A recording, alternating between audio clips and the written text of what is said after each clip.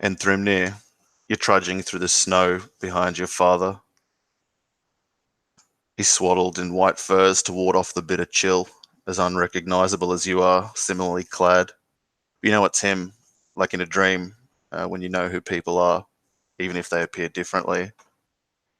The snow and gravel crunches loudly as the two of you clamber over drifts and round spires, weighed down with your winter furs, the nets and spears you both carry. You've never been this way before, and this is the first time you've carried an adult spear openly. It feels the heaviest of all you carry. With an awkward gait from your snowshoes you wear, you waddle down the last sloping drift that leads to a milk-white gravel beach. Strewn across it like great heaps of kelp lie herds of fat, dark seals. A rare few move, the rest lay there sunning in the last bleak sun. Here your father hunkers down behind a bony crag and settles his spear and net. His quick breaths, steam, and the cold air. We must wait here till the wind changes, he signals. You nod from inside the fur hood. He slumps against the stone to catch his breath. The wind blows between you for a time before he pulls off one of his mittens and reaches into his snowy furs, producing a small, scrimshawed bone totem on a gut-string twine. He moves in close, putting his face to yours, forging the hoods together into a dome of dark heat. His breath washes over you and carries his words. This belonged to your grandfather, Sinak, who our people called Edge of the Sea Ice. He was a skilled hunter and sea-wise. He taught me the way, and I am teaching you now. He died during the thaw you were born into, Tulukaruk, my son. His spirit and knowledge rest in you. You already possess all you will need for the mysterious years to come. You must only remember it. At that, he moves his unmittened hands up to pull down your fur hood. The white cold shocks you and you squint against the glare as he places a thonged totem over your neck and loops it about your throat. He stands back and regards you from the deep shadow of his hood for a time, before sliding his free hand back into the mitten. Unknown hours pass and suddenly it becomes still. Together you slither out onto the beach, crouching low, stalk forward toward the gently barking mass. When you scatter the first of them, your father bursts into a run towards the nearest seal and calls for you to do the same. The still frozen beach shatters into a flurry as groups of growling seals bob together into frightened masses or flop ungracefully towards the sea in panic. Your father nets one and then spears another with a frightening throw. The skewered seal rolls about awkwardly in its death throes. Your heart is rushing as you surge past the dying beast and fling your own net at a fleeing seal. Some of the bone barbs scrape down the side of it as it waddles and slithers free of the cast net, but it slows enough for you to come upon it, and with two hands held tightly about the adult spear, you impale the thing, pinioning it to the beach beneath. A throttled moan goes up from the seal, an animal plea for the killing blow, but you turn from it as you've been taught and scan around for the next prey. You see your father struggling on the ground with a floundering, bloody seal, his long knife rising and falling into the neck of the beast. A younger, frightened seal nearby is barking frantically for its parent, and it scurries in half-chaotic circles as you close in on it, drawing your own thin knife. You're surprised by the strength of the smaller beast as you barrel into it with a feral tackle.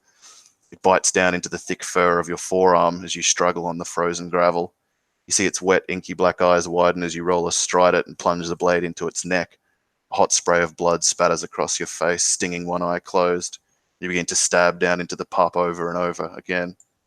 You finally hear the panicked cry of your father cut above the din of your thundering heart. Tulukaruk, behind you! You turn just in time to see a monstrous cow lurching ponderously towards you. She slams 1,000 pounds of bulk into you and sends you sprawling into the ice and rock. You see her rise up over you like a leviathan from the sea before a slick blanket of darkness crashes over you. You feel your lungs burst as the breath is crushed inside. Your eyes bulge and strain, and a mute cry is trapped deafeningly inside your mind. There is a lightning agony pulsing through your arms, and it snaps under the weight. The pain begins to buffet you at the very edge of consciousness. You feel a warm final peace just beyond the verge of life. Without words, it seems to be calling your name. The darkness eclipses all else, then begins to take shape and color of its own. Suddenly a sun rises out of the forming color, blinding and white. Your father's face materializes out of the light as he reaches down to bear you up. Tulukaruk, Tulukarir, Tulukanir, Tulukamnir, Tuluthrimnir, Tulenthrimnir, Tenthrimnir, and Thrimnir. The visage of a familiar woman's face coalesces over you, and you know that you are awake in the middle world. The woman is framed in flickering candlelight, and she wears the ragged raiment of an orphan. The walls about you are the liquid black ink of the Tengol's barbican. You can hear the faint moan and murmur of other wounded nearby beyond the candlelight's reach. There is a strong scent of burning seal fat and the iron tang of blood on the air. You are laid on cool stone and swaddled in mouldering sheets. Pain from your many wounds assails your conscious mind. When the woman speaks, you remember who she is, the lamed-legged Nettle, one of the Tangle's wards. Shh, here, come now. You live, Northmen. The singing sword headlands did not claim you. You're in Mother Tangle's home.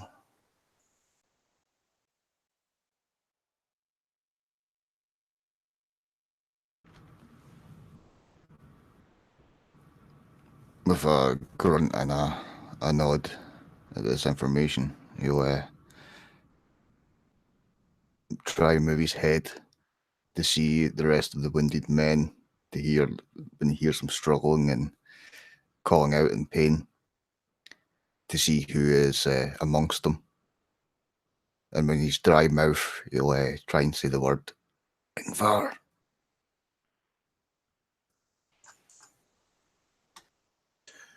Your Lord Blackhand lives. He has seized the ruins. He sits the stone chair. Your bondsmen, even now, scour the cursed gut of Braggi's boast, and have done this past hour. Your Skag and Rune men, they live too.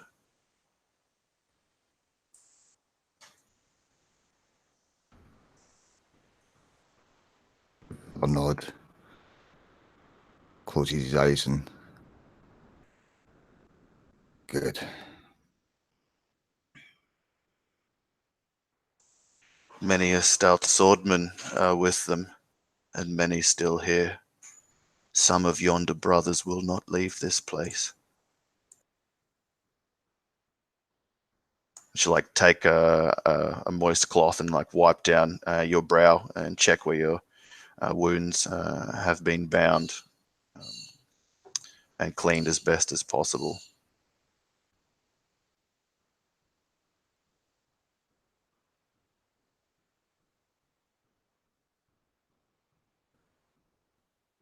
Despite the tautness of the skin where he's been stitched up, he'll try and at least struggle up to one arm.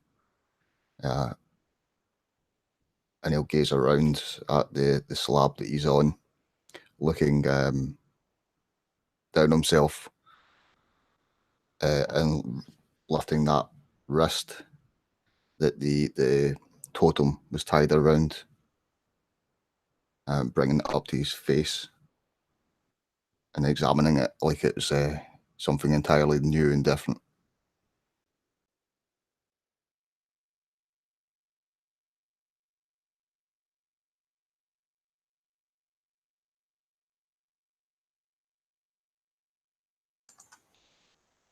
Your wounds are great, Northmen. It was thought you were like to die. Braggi's ghost took many as his toll. We heard the ghost wail and the wrath curse. It frightened Aki mute, but Mother Tangle sang her spells to keep us safe.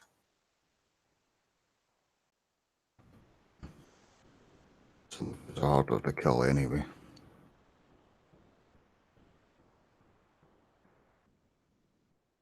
Though I'm thankful for the healing. Where is Mother Tangle? Beyond, she gestures like vaguely beyond the candlelight. Some of your brothers bear more grievous wounds than yours. Then I will thank her from when she is done and perhaps rest some more myself. You should rest. You should sleep, she says, almost as if it's a command.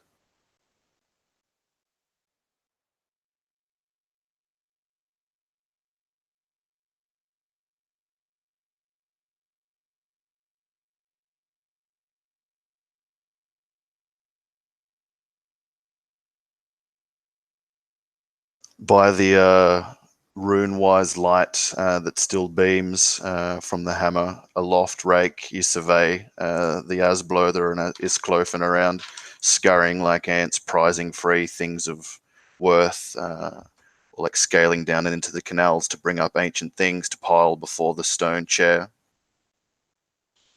3 of them, after some time, break away from the busyness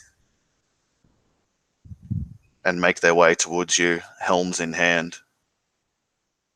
You recognize them as Asblother, who'd served Stigorm and then sworn to Blackhand at the fall of Halagaskar. Engli Grisson, who the men called Baunabola, and Biner of the Bard Skoga, and behind them Guthria Fridmundsson. Galdem Snorrison, says Engli, we owe you our lives. We would have fallen with the others, but by your leave. You bear Thor's hammer and his might, and we are Thor's men. And he looks between the two and they nod. If Yngvar Lord will allow it, we would swear to you directly. And Guthir here wants to ask you something. And Guthir will step forward between the other two. Yes, Lord, my wife, Gida. She'll bear a child soon, a son, I hope. If it please you, I would ask your leave to give him your name, the man whose hammer saved me, that I might see the birth of my child. And they're saying this in equal parts reverential thanks and equal parts awe at what they've witnessed of you the past hour. Rake will look to excuse me. Rake will look over to these 3 men who have approached him, and just kind of like take a moment to like survey this place, the place that everyone said they'd be foolish to try to take, and here they are, taking what they want from it, and he can't help but like let a bit of pride slip onto his face as these men praise him, and he sees the handiwork of the crew. And then he'll look back to them and kind of give a slow nod. If the Lord approves of it, it would be my honor take your oaths to allow you to come and learn what I've learned, that you too might wield the might of Thor in his honor. As for your son, if it is indeed blessed to be a son, it would honor me greatly for him to bear a name of mine, and I will do what I can to oversee and bless you and your wife, that the birth might go smoothly, and that the child is born in good health. Oh, thank you, Lord, he says genuinely, and gives kind of like a quarter bow.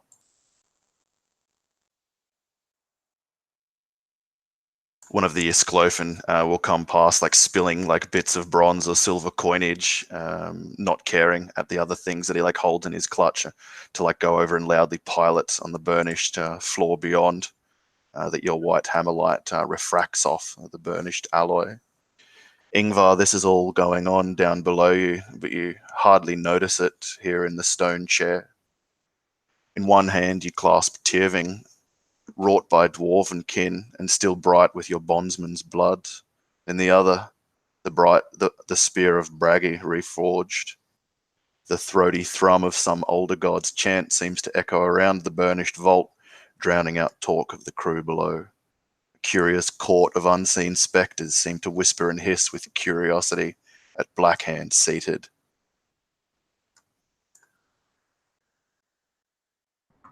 He looks into the reflection of the blades and like sees himself with a crown, and then he sees Ygritte taking it from him, and he like shakes that away. It's not the first time he's seen that, and he like squints to shake it away. He has this like sense that although the men are like piling the gold in the right place, that many of them are like pocketing bits and pieces here and there. But it all seems very distant up here on this like giant throne. You can like look around this huge chamber and think this is bigger even than the chamber of the Bard's Mouth that he was in. And he wonders, does Uthal even have something like this, of this scale, and this ancient and this powerful? And he'll like look and he'll realize that Braggi was cursed, and he knows that in his mind. But this sword, it's powerful, and he likes the way he looks with it.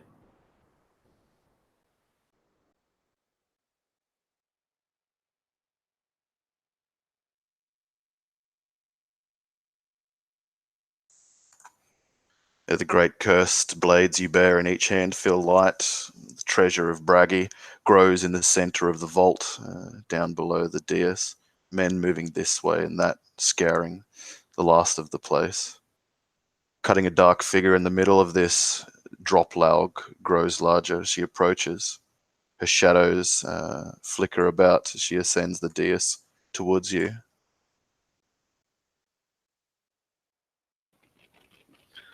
Blackhand,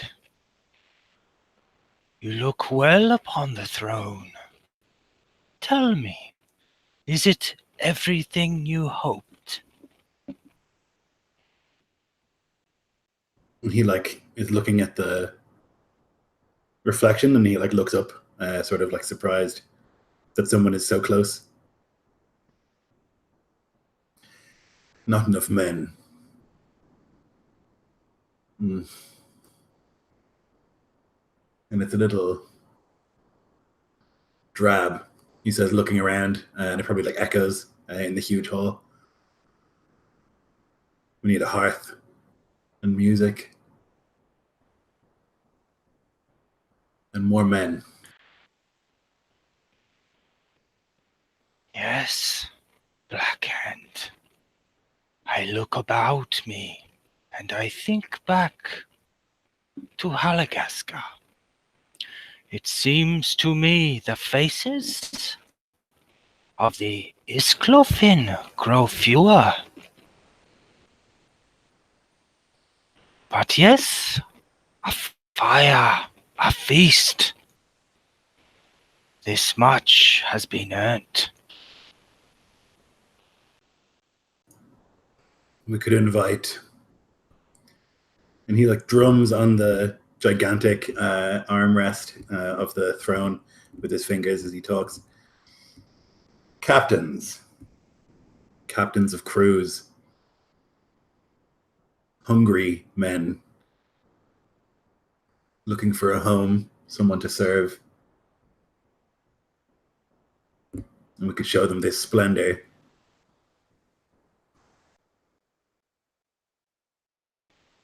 Splendor, is it? And Droplaug, feeding through her hand is a bloodied rag. She's been tending to some of the wounds and the bodies of the fallen. And there's spots of blood in sections along this cloth. She's knotted it between each one. But as she says those words, she looks about at the truly daunting grandeur, the cyclopean scale of this place. And even she suppresses a shudder as it goes up her spine to feel what awesome legacy it is that they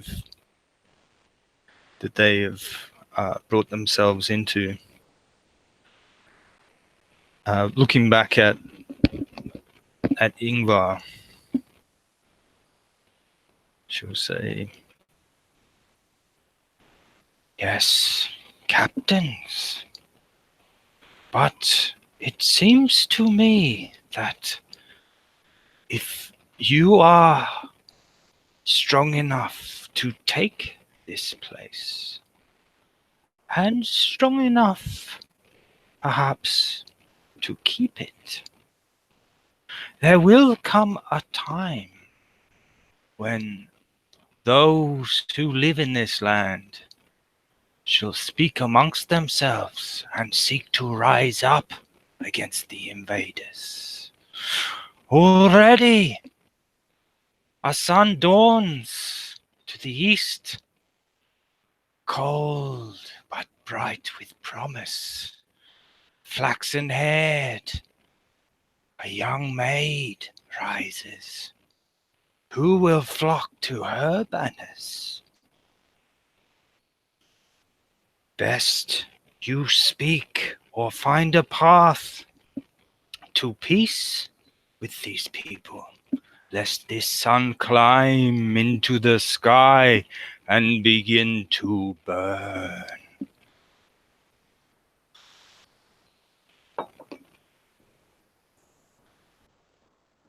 He like looks down at the reflection in the sword again and back up. We have claimed this place. I don't intend to lose it. But we need men more than anything. Lands beyond, that can come later. But peace for winter and for spring would be good, useful. There's much to do here. Who is this woman? To the east? 'Tis but a glimpse from atop the Jotun wall, Lord. These things are as if... And she'll take a step back, and then another step back, and almost the shadows are almost absorbing her. 'Tis as if a dream.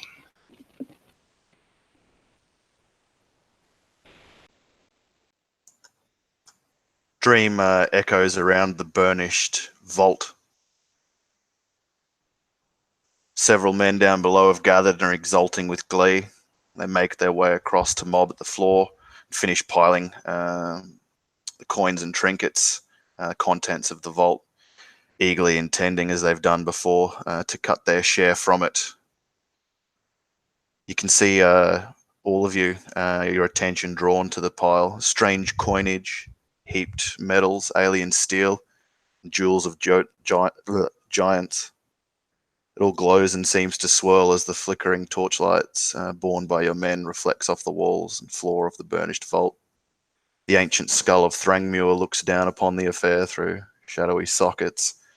"You've made us rich, Lord," cheers one of the smiling crewmen below. "You're loved by Odin," cries another, and there are voices of Lord and Odin carry with Dream echoing nicely together in harmony. And you can see the whole last of it now, some wet, some mucked with age, some tarnished, but all piled on this like flat, square, burnished floor. And they look up at the black lounge that is your seat. And even the Asblother, who had bowed their heads towards you, Galderman, they turn with the rest, drawn by some magnet. This is but a start. And I will not forget the men who were with me when we took this place, nor will history forget you. Their voices drown out all the other echoes now with a din. We've done something impossible. We've taken this place shrouded in curses, and we've made it our own. That is something to be proud of. That is reputation that will not fade. But it's just the first step. There's a lot more work to be done. But for now, we should celebrate because we are fucking rich. One man will pick up an old bronze goblet and fill it with coins and then wash them over his head and dance around and some of the men who aren't too badly wounded will like laugh and slap their thighs at it, and that rush goes over them that people experience after surviving something like that, and they'll move forward to begin like cutting the piles into like half and then half and then half, as they've done on the Sjohestur so often before.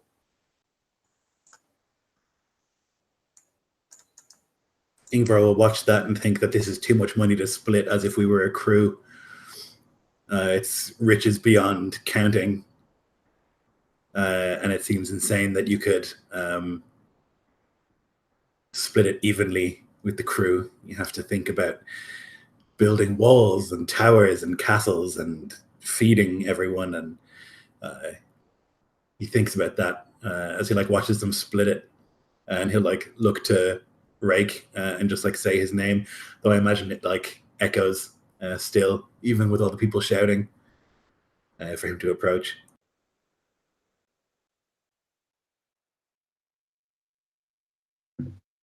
Yeah, despite the din of men celebrating and like shouting out for the glory of the place and of the deeds, like the name will like cut through to Rake's ears as if it was silent, and his head will like kind of snap in the direction of Yngvar, and he'll like excuse himself from whatever men he's speaking with at the time, and approach the throne, kind of give like a low, deep, dramatic bow.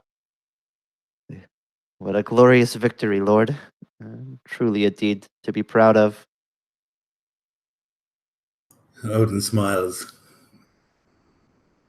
Although I would not be here if it wasn't for you. And the skag. I worry, Rake. And he'll like lean forward. You'll notice that like he's still holding both of the weapons, which is weird. He's been sitting here for hours. I worry. There's a sickness in this place, and he like leans forward even more, like sort of even whispering now. I fear that I have this sickness. I can hear voices, and the sword seems to speak to me.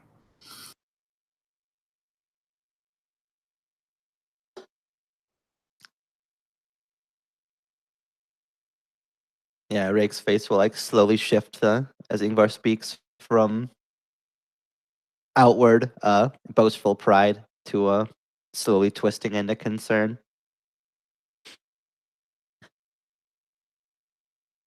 That blade and like point to the one that he helped to make is a cursed thing. Its only use was to bring this place to its knees, to fell the cursed Braggi. And that blade is not much better, and I'll point to the other one, Braggi's blade. It would be wise to do away with them, if not to outright get rid of them, to seal them away, to find a safe place for them to rest. It is not wise to carry them around. Such things have a way of affecting men. Yes. You're right. I should simply put them down. He says, and doesn't. Could I speak, Yngvar Blackhand? He nods. Cursed they be, but we should not forget what great task they have helped you accomplish, and also their sober warning. I say hang them above your throne so you never forget. A reminder. That seems appropriate. A reminder of Braggi and what brought him low. Will not bring me low. I should put them down. And he like goes to stand and still like is holding them. I think Droplar will look across to Rake and move up to Yngvar's side and see if Rake does this also, ready to wrest these weapons from him. Not in a forceful manner, but if he's willing to surrender them. Eric will see drop log begin to move, and the thought had already crossed his mind, and like his muscles were already twitching to move to do the same. Ready. I think they kind of both share that same knowing glance, and he'll move to follow her lead. And using her apron, she'll seek to not touch the naked metal of whichever blade it is he carries on that side. Lloyd, could I get a wisdom save and a charisma save from you, please? Cool. I was just going to ask if there's anything mechanical because I've just like assumed. Yeah, there is now. Okay. Charisma is an 18 on the die. And a 14 for the wisdom. You surrender the heavier, larger blade first, Tierving, in your left hand, like your offhand. I believe you picked it up on your ascent. Yeah. So that would be drop loud. Can take it in the apron, not touching the bed steel of it. But the reforged blade of Braggi, you have wielded it already into no harm, but much gain. And Rake broke the curse of Skolson and cast that cursed blade away. So what power can they truly hold? And you think what else you might be able to smite with the blade. And you blink a couple of times as you see like Rake handle the steel sheath, like with a sheathing cloth or the like as well.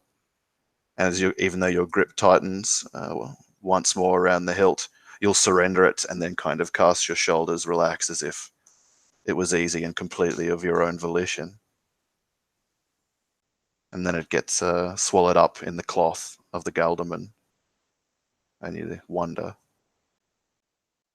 Yeah, he can't help but like watch it, and he doesn't look at like Rake or Dropleg. He's looking at the spear and then the sword. He just kind of stands there a little bit tense.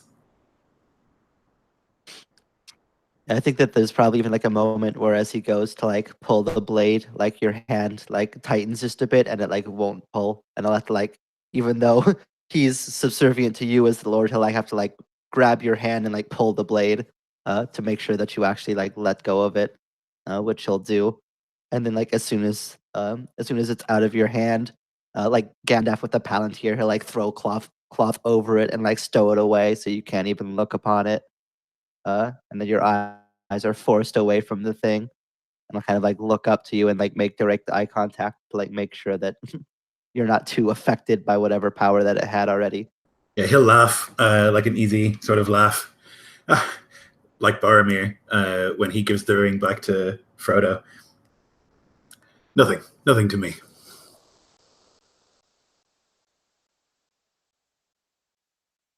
The men will like join together and cheer and call your name as you like descend the dais, weaponless now, arms open, like every image, the gift giver and ring breaker. And they've like cut this portion into like 50ths, these like bits of ingot, strange steel, coinage, much of it like old, but still retaining its golden worth or silvern worth. And they like smile broadly, and like those of the Sjohestur crew, like the true core, will come forward to like clasp their arm and yours and like slap you on the shoulder, and like they have like over the past years you've weathered together. But it seems quite inappropriate to you now when you used to revel in it. Yeah, there's a definite difference when he like walks down from the throne. The familiarity feels a bit odd, a bit off. Like there should be some distance. Yeah, you hear like Knut the Wagerer talking about the first time he saw you kill a man, and another talks about just like things like that, kind of jibes and japes of like older men to like a younger man's success, and that's good-hearted for sure in nature, and it's meant to be complimentary in a way or like familiarizing, but to you it seems like inappropriate. Yeah, now he thinks that like no one clasps Uthal on the shoulder after a victory. They like lower their heads and bow politely, and they don't talk about his past in the same sort of casual way. and he's starting to feel like above these people. That's like not normal for him, but he definitely feels it after sitting on that throne. There's a lot of money here, an awful lot, and you've been with me for a long time. Certainly those of you who sailed with me for years. And so I would ask you now what you want to do with all of this money. We can split it the way we've always split it, if you like. Or we can invest it in this place, in Helgaske, and make our money grow. Grow like the crops that we will plant, the cattle that we'll farm. And so you can have a little bit of money now, or you can have land for your children and your children's children down the line.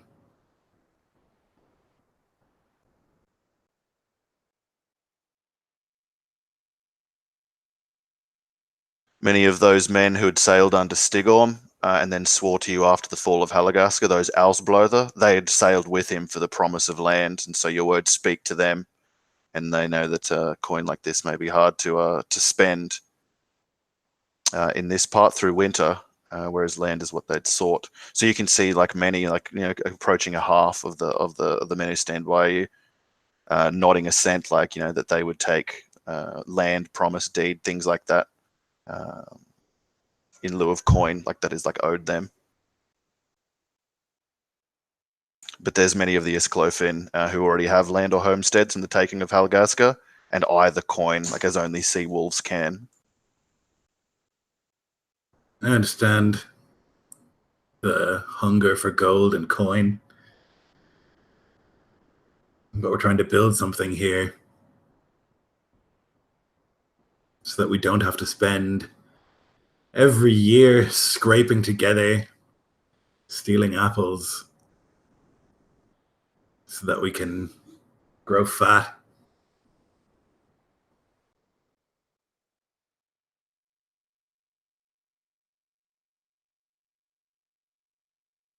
Yeah, many men agree with this and turn between each other, like either nodding or conferring, and like kind of a group will form, like a core that you realize will take promise of land, housing, estates, things like that, in lieu of taking the 100 or so, give or take a hack silver each they're owed from this, plus some.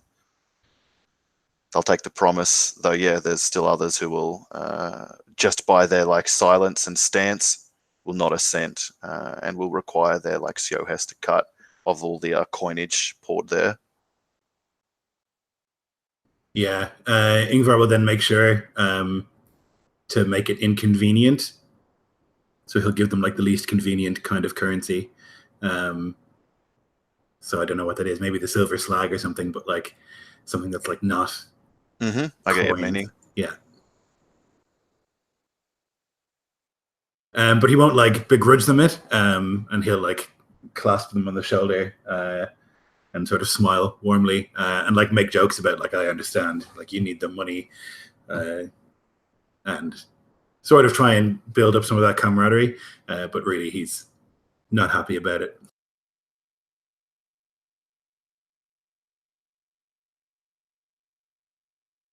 At this, the tension of that relieved, the men will like cheer, call your name, and move forward to take their portion. 142, 142nd between each of them, a fifth for you, and a three share for your captains. And much cheering and well wishing again, and several of the older men calling, "You seat well in that yacht and chair, Lord." And like piling the coins into their pockets, or like exchanging looks and like referring to their strange heathen mineral discs they've got, and comparing them to each other, and generally exulting, though Droplaug and Rake's attentions, if they're not on you, I think could be drawn by those things ignored by the crew, the ancient raiment and weapons and items of non-obvious worth. Those things seem to glimmer more brightly than all the wealthier to those with the knowing and nose for it.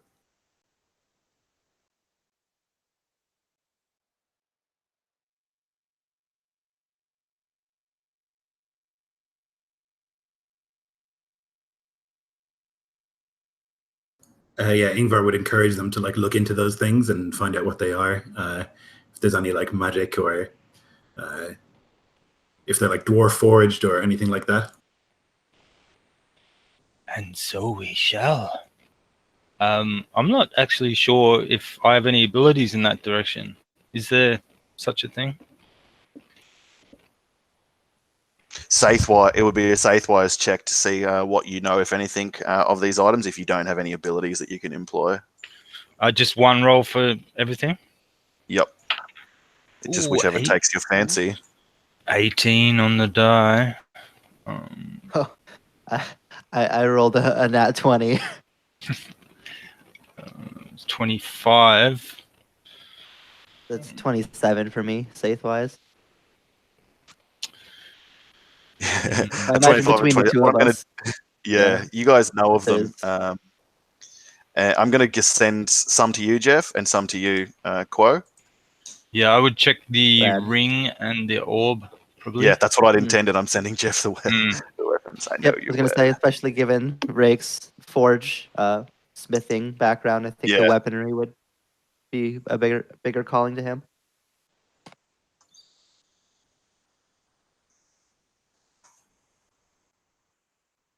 And I'll leave it up to your inventive tongues to tell us what those things are.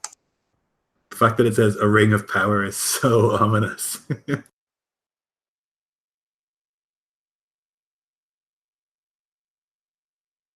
Yeah, so the warriors and wounded men make their way, like cutting away portions of coins and ingots and whatnot, Lloyd, while the Galdawires and the Saith pour over the ancient weapons pilfered from Braggi's tomb.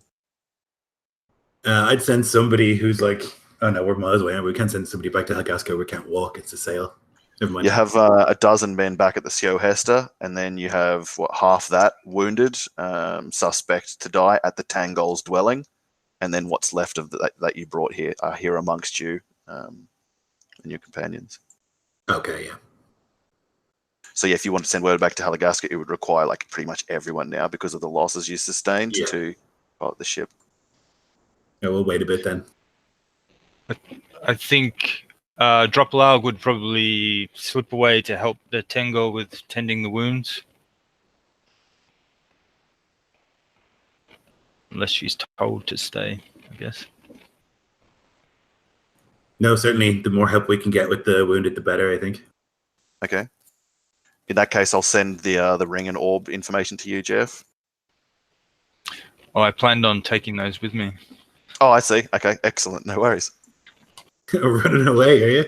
Yeah. Yeah, I think once the height of the loot chaos was finished and that things had started to wrap up, Rick would find another moment to approach Yngvar, and like have a couple of the other men help him to like drag some of these items along, as there's too many for him to carry like all at once. And I'll kind of lay them down ceremoniously, kind of like in a line in front of Yngvar. A maul, a helm, some mail, and a spear. I'll say, Lord, these weapons that we have found in the castle here, they are not merely just weapons. Turns out there is story, name to them as well. I remember hearing about such things I've seen. I'd like to tell you about them, if you would. Certainly. Lift up the maul in both hands and kind of like run his right hand up along the head of the maul. This maul, by the runes in it, it is called the Skaghammer. They say that no witch's magic can shield against its strikes, that it will fall right through it, as if feathers in air. to strike at their flesh and bone, and that just by holding it, the commitment that strengthens their magic wavers against its wielder, and you are less likely to fall to their curses while it rests in your hands. He'll nod at that and he'll like kiss the amulet around his neck.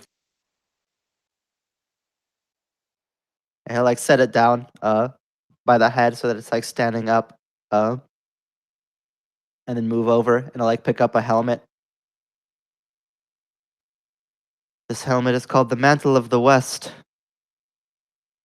They say it brings quick speed to those who wear it, and that clubs and other such weapons cannot smash it.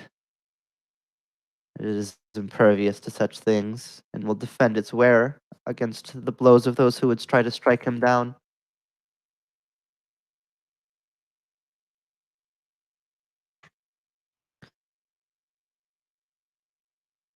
Then he'll like move over to the next thing. This like mail. I'd like set the helmet like near to the mail, and then like the mail has got like this much darker tinge to it than most mail does. It does not shine. It's like almost bordering on like a grayish black. This one is called the Obsidian Raiment. They say that those who wear it cannot be seen, that they blend in the stoned.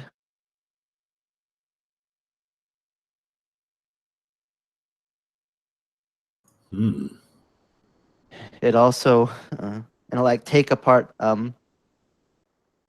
part of the armor. Which just in case, Nico, I did roll the save to use that part of it.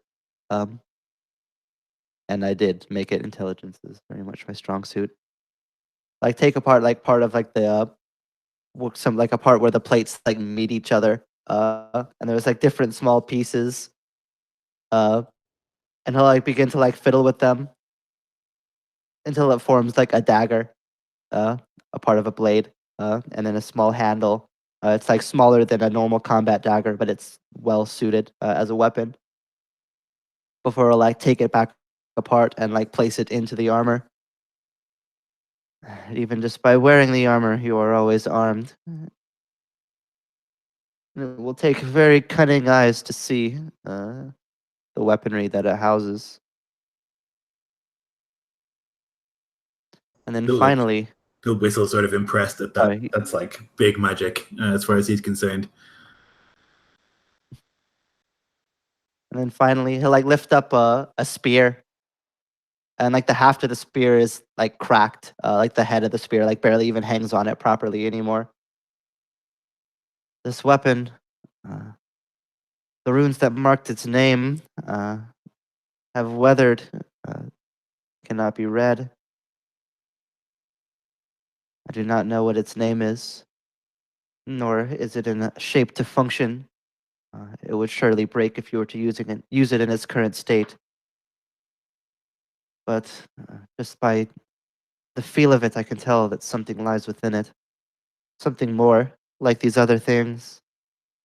A power. If you'll allow me, I would like to try my hand at forging. See if I can put it back into workable shape. Certainly. I'll help if you like. Well, he'll give a nod to that. Well, then I'll leave all these things to you, that you might determine what best they might be in serving your purposes. But use them wisely. They are strong. I'm sure you'll find good use for them. And like go to turn away, and then like at the last second, he'll like stop and turn back. And if it pleases you, there's one other thing that I'd like to bring before you. Of course. Some of the men, after the combat, after the castle was taken, approached me. They're Thor's men. Even more so than most gods, they favor him. It seems they've taken a fondness to me, They've seen Thor's might work within myself, within the runes, within my hammer. Engli, Grissin, Bainir of Bardskoger, and Guthir, Ridmundson. I would never dare to take men away from you, nor would I have them swear away their oaths, but they wish to swear another oath to me as well, in honor of Thor and the power that I wield in his name. I'll leave it to you to decide what to do with them, and I would never begrudge you to decline. But it could do well to strengthen their bond to you and to me and to the crew. And I could teach them that Thor's power might work with them as it does through me, and they will continue to provide valuable service to you. I'll leave it to you to decide. I sort of nod slowly at that, little bit concerned that men are trying to swear oaths to people who aren't him. But they sort of like nod and smile. I'll think on it.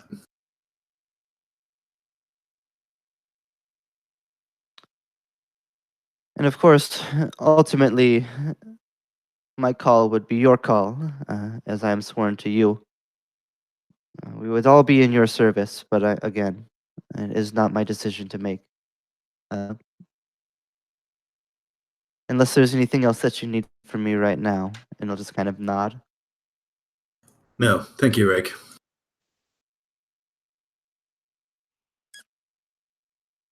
Then Rake will go to see about whatever other business. I'm sure still plenty of goods that need to be hauled, things that need to be read, and so on. And I'll go to help the crew.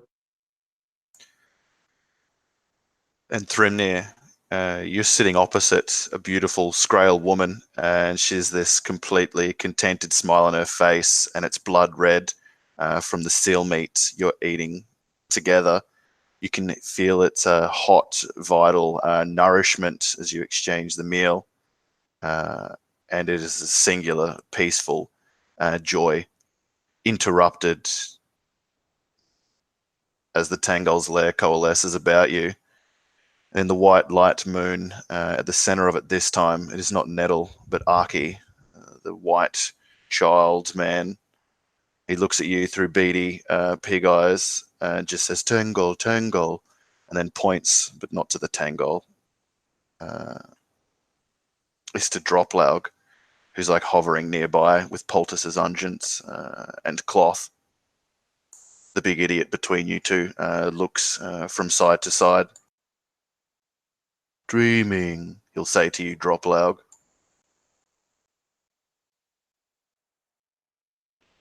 Yes, yes. Run along. And she'll kind of scoot him or attempt to scoot this large man out of the way. He'll laugh as if tickled and like say run, run as he's like running away off into the darkness. And Thrimnir, how fare you? And I think she'll like kneel down and inspect him for herself to see what work's been done on his wounds already. Yeah, well, he'll give you no answer. More or less just grunts as he sits up better for your inspection. It's more kind of his way of saying, I've just had the shit kicked out of me. Yeah. Grievous wound indeed, from blighted blade. We must look well to its mending. For not only have these weapons sat long in this dreadful air, but they were wielded by dark shades indeed. And she would also look into his eyes for any sign of wounding, deeper wounding.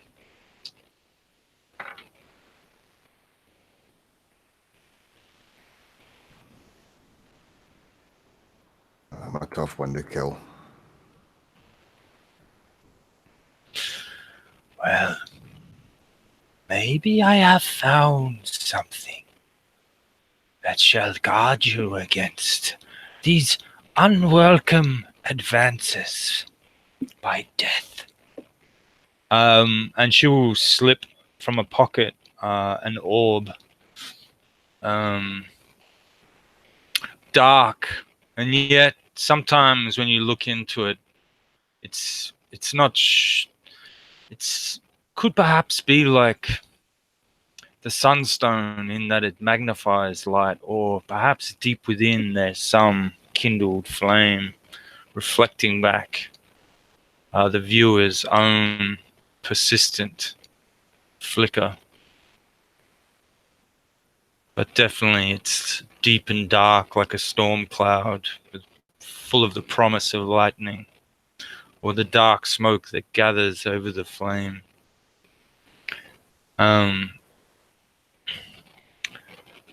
This dark jewel is for those who would dance the edge of the world, and perhaps teeter on the very edge. It will weigh you like an anchor to Midgard. Carry it well, Anthrimnia. And then seeing that, so there is actually a Skraeling woman sitting opposite him. It's not some strange vision. No, it was a dream he was having. Oh, okay. Okay. I think she turns around and looks puzzled for a moment, catching some vestige of the dream, yet not quite sure what to make of it. And then seeing there's little else she can do for Anthrimnia, she'll stand up and pause to see if he will give her the gift of any further insight. Otherwise, she'll make her way across to the next wounded. He spends the time staring at this orb. You've said it flickers in the light, and he's almost transfixed by it. But I don't think the light shines as for him as it did for you in your knowledge of the Seathwise knowledge that you have. So he spends his time, continues to stare into it, as I say, transfixed.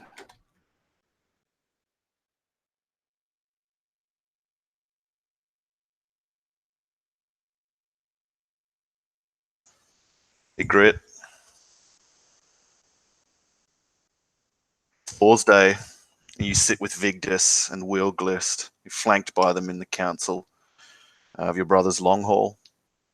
Opposite you sits two of Mother Maga's sons, Steercollar, the quiet, imposing eldest, and Othring, recently grown into manhood, who strikes you as dutiful, and certainly has no small measure of his mother's shrewdness. They arrived at morning, and you've spent the better part of this day and the early parts of the afternoon bartering toward an agreement. Since you currently rule in your brother's stead, it's in your ears that the piss must be poured. Vigdis is unsurprisingly silent, where Wheelglist, your brother's reeve, expertly spars numbers with Othring Magison. Discerning Steercollar listens silently as the trade deal is hashed out. Othring turns to you. Well, what say you, Baldur's daughter? 1,000 pounds of salted fish, seal meat, and blubber for our choice of ash lumber from the Bardskoga, enough to build a longship.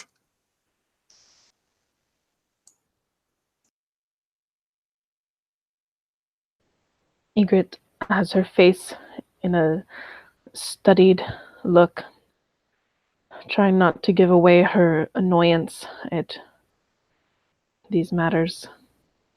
It is not something she looks forward to. She looks toward Wheelglist, seeking to see if it is a good deal. His like lower lip sprouts out, and he gives that acquiescent look and a slight shrug of his shoulders to tell you, certainly not an unfair price, that we may wriggle more from the man. But he certainly doesn't look outraged or give that kind of that facial expression to you, as he has oft through this day, of that's exorbitant or that's ridiculous. If you turn for counsel from Vigdis, she just gives a shrug and changes which boot she puts up on the table.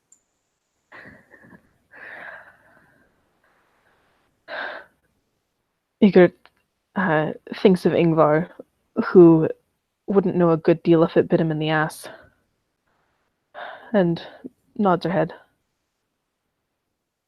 Fine. Excellent. He smiles, and he'll reach forward his hand, seeking for your own to clasp. Yeah, she'll shake it.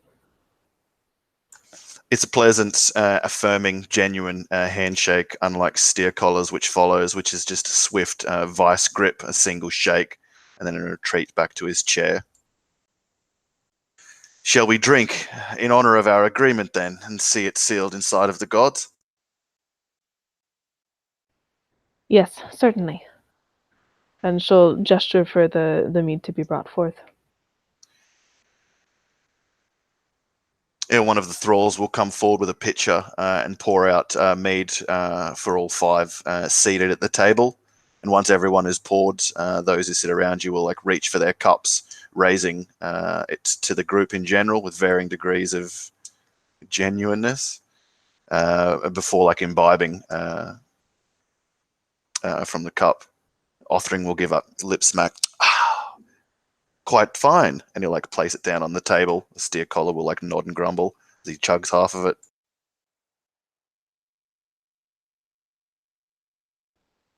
Our hospitality is open to you as long as you should need it, until you can return to your holdfast. My thanks. We would be honored to stay in your brother's hall till the winds after dawn on the morrow. And we shall go back to mother with your agreement. So, he'll say, taking another sip of the mead, what news here? You say your brother is away? What else? You seem to prosper well. Aye, we do. She just crosses her arms.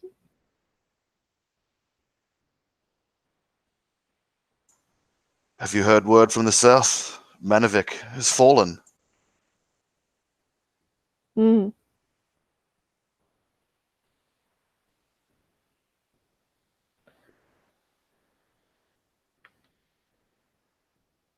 Well, they say Jarl Thormar stole in with a few of his choice men and kidnapped the daughters of old Lord Infirmed.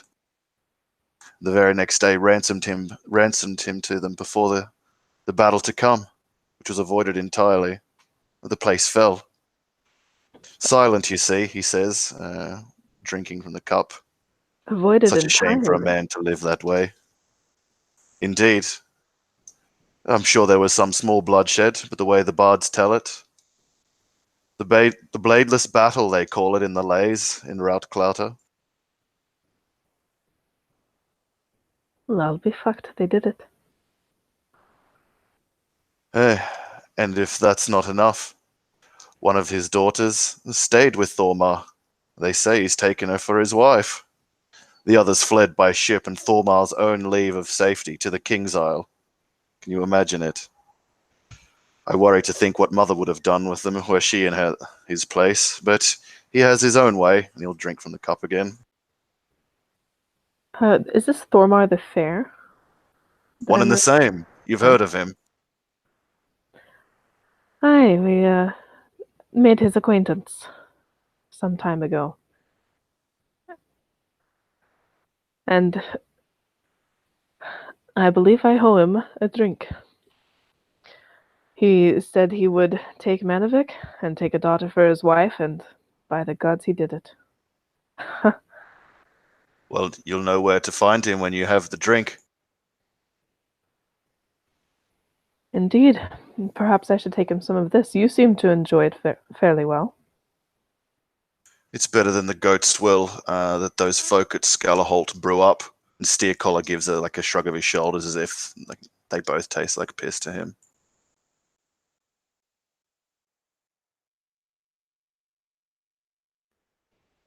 Well, I will certainly tell my brother news of Manavik, and perhaps we will go and offer congratulations at some point. Oh, best not to go tomorrow, he says broadly. They say the cold brand is calling all loyal thanes and jarls to him at his winter hold in Gjalnafjord. Thormar may not be at Manavik for long, and enjoy his young wife. Gjalnafjord. Flamesower has it besieged, like to fall, they say, and there he'll host a winter court. I hope How to go far with is that, mother. Nico? Many days travel east, across the Bard's Mouth to the north, and then following along it east for a week or so's travel by foot and less by horse. Yeah, she kind of scratches under her chin thoughtfully. Yngvar must know of this.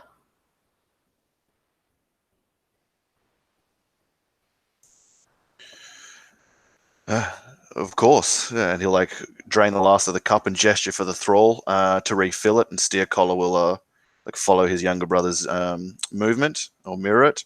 And then there's a noise at the door to the long hall behind you, causing your attention. And you turn around, and Vigdis does so slowly as well. And two men come forward at a brisk pace. They're armed and armored, men of like the guard or watch today. You don't recognize the Alsbloter man, but you recognize Big Tor, one of the Isklofen you've rode and sailed alongside. And he comes up and clears his throat. Ygritte, lords, and he doesn't even gesture to Wilglist or Vigdis. She just smirks at him. And then he gives you that kind of mute, puppied look of I have something to tell you, but maybe not something to speak openly. Excuse me, I must have a word with Big Tor. Come. And she'll gesture to him to go into perhaps one of the halls to the side. Ygritte, your brother has come. Good. It's not Yngvar. What?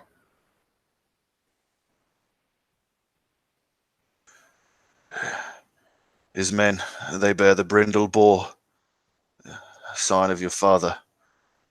The riders, they'll be here in minutes.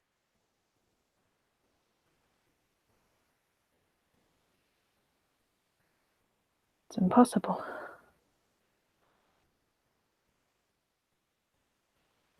Very well. How many? 9.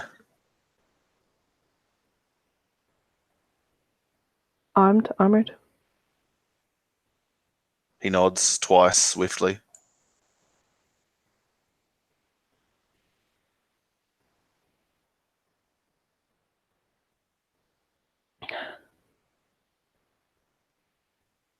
Bring 6 more.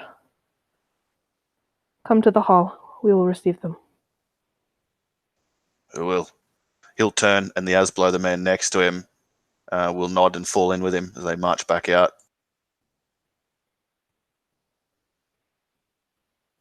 Turning back over at the table, you can see Wilglist and Othring, true to their nature, have descended back into like talks of finances and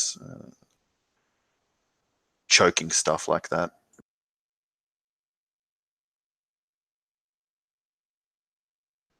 Ygritte is paler than usual, and somewhat nervously fiddles with the cloth she has draped around her neck for a scarf, feeling where the brand marks her neck and up onto part of her cheek.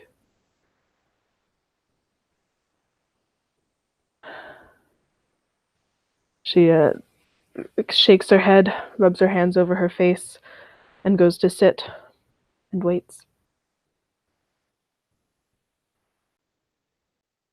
Yeah, eventually, Big Tor is joined by Bren the Blue, and rounded out with Asbloth, the men from Stigorm's crew, armored in chain, helmed, and standing with like double-hafted bearded axes.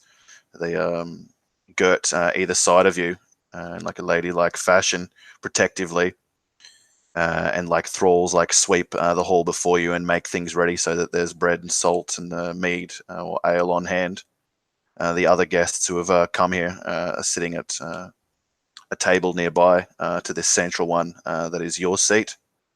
And Othring adopts his older brother's silence as he watches on, keenly intrigued now, keyed in, maybe unlike many others in the hall, to your wired body language and aura. And he like leans forward with his keen senses kind of tingling as he anticipates something.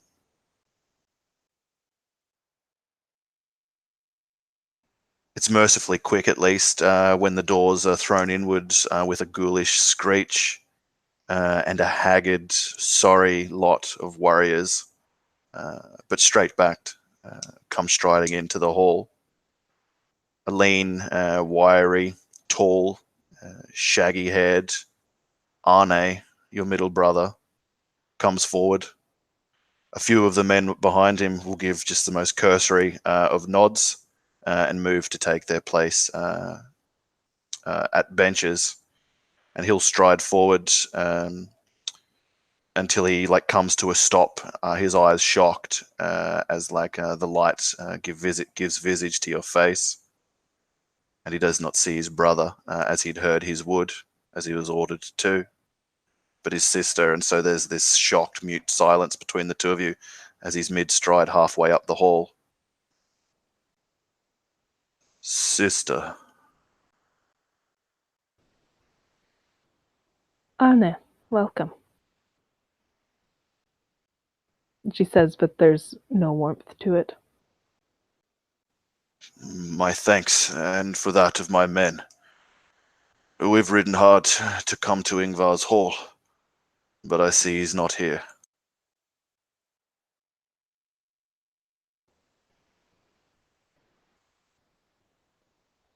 Indeed, he is not. I will I see. Helagaster in his stead. He looks genuinely surprised at that. There are words from the Coalbrander for him alone, but I have words for you too, sister. You may speak both to me, or you may wait for Yngvar to return.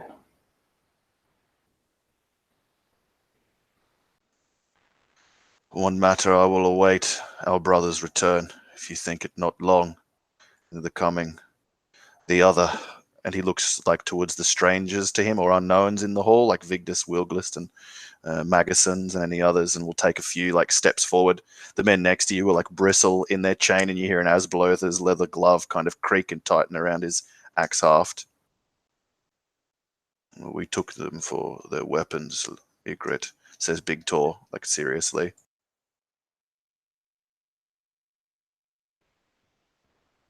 Ygritte kind of puts a hand out. Would you wish to speak privately, Arne? No. For many already know, the news is long flown. Our brother, Balder, he is dead, he says mournfully.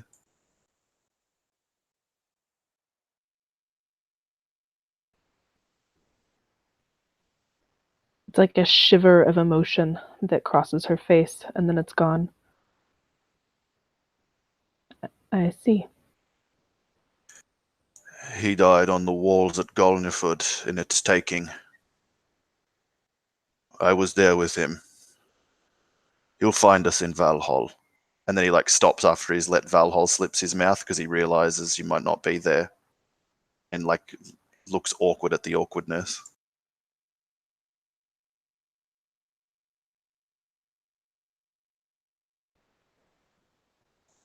He was brave to the end, with many of our men and folk from the cliffs. They feed the crows at Gjalnaford too. Has Gilnerford fallen then? To The moon passed. The flame sower sits there. It is his winter hold.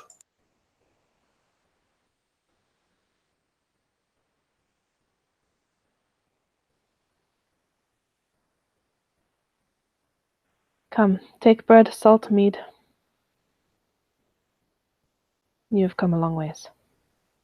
He turns and gets the attention of his men and will gesture with his head for them to go and take the bread and salt. They all begrudge him, are unruly with their body language, but like it certainly won't stop or protest, and eventually all the wild Northmen will have had the tenets of hospitality.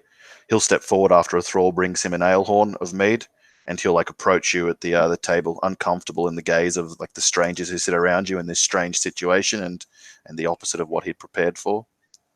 And he'll like raise his cup towards yours, intending to like hit the tilt of it and spill some of the mead onto the ground in libation to Balder. To Balder, he'll say as he does so, and then drink deeply. To the dead.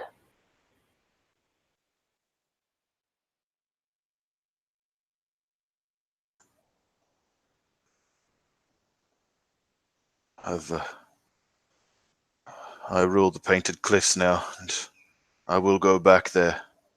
But first there is something that must be seen to. Lord The words Uthal. for Yngvar. Pardon? The words for Yngvar. He nods and gestures to your seat as if you are his proxy in this, and says, Lord Uthal calls all his faithful to pay him tribute and homage.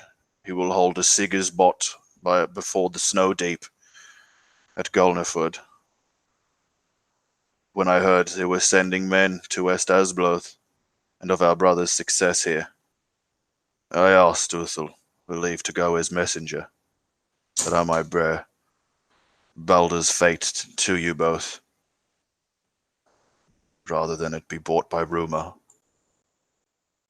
And it's strange to see such solemnity and humbleness and reservedness in what you remember as a cruel, spiteful, malleable boy and teenager from your past.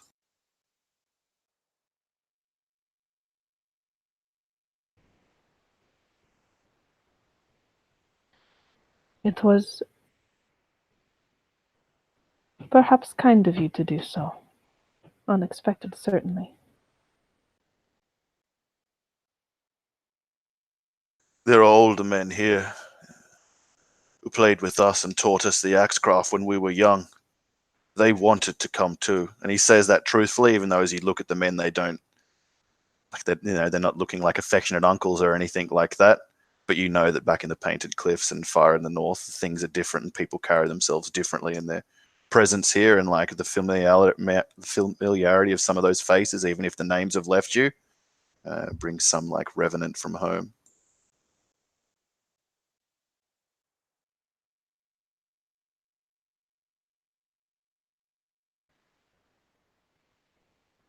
Will you stay until Yngvar returns?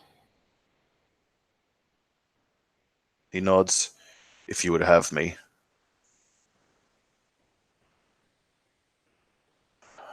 I must travel on. There are others to tell, but a night or two, I'd be thankful, and so would the men. It would be good to see him. And he like weirdly fumbles the next part and says, it is good to see you too. There's a tight-lipped smile. You may certainly stay for a day or two. Perhaps Yngvar will be returned by then.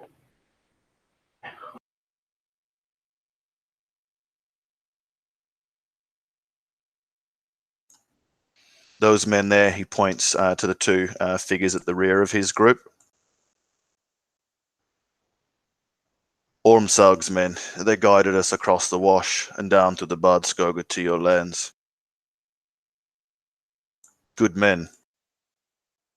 I promised they'd be fed and watered in my brother's hall, he says as a question.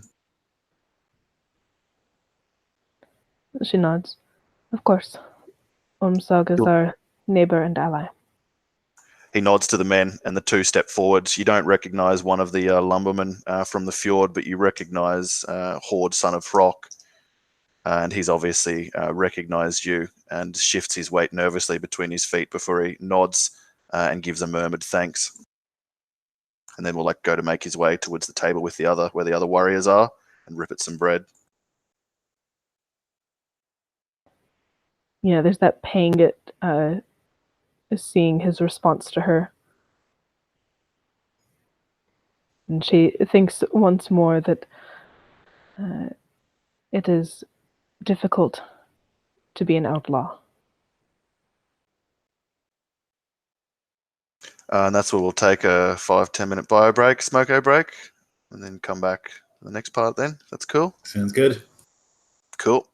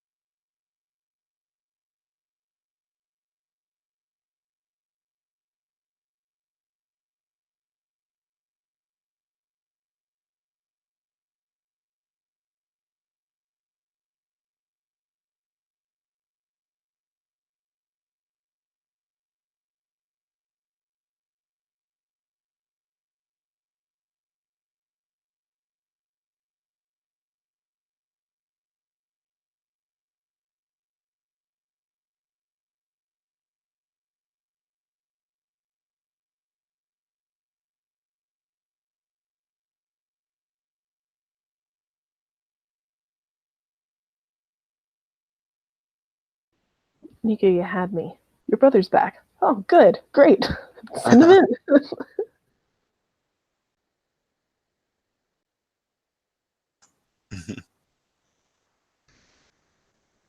Blackhand. Oh, sorry, you go.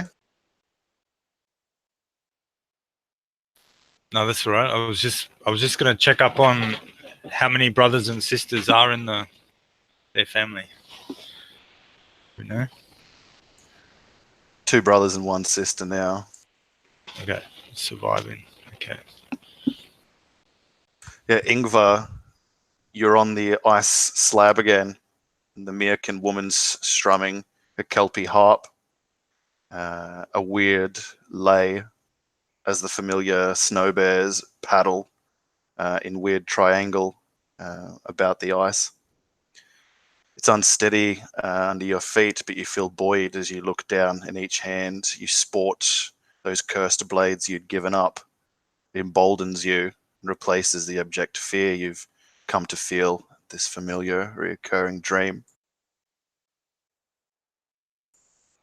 The woman laughs when she sees you sprout the weapons, and gives another lazy pluck to her harp, letting the chord resonate as she pulls her hand away and gestures for the bears.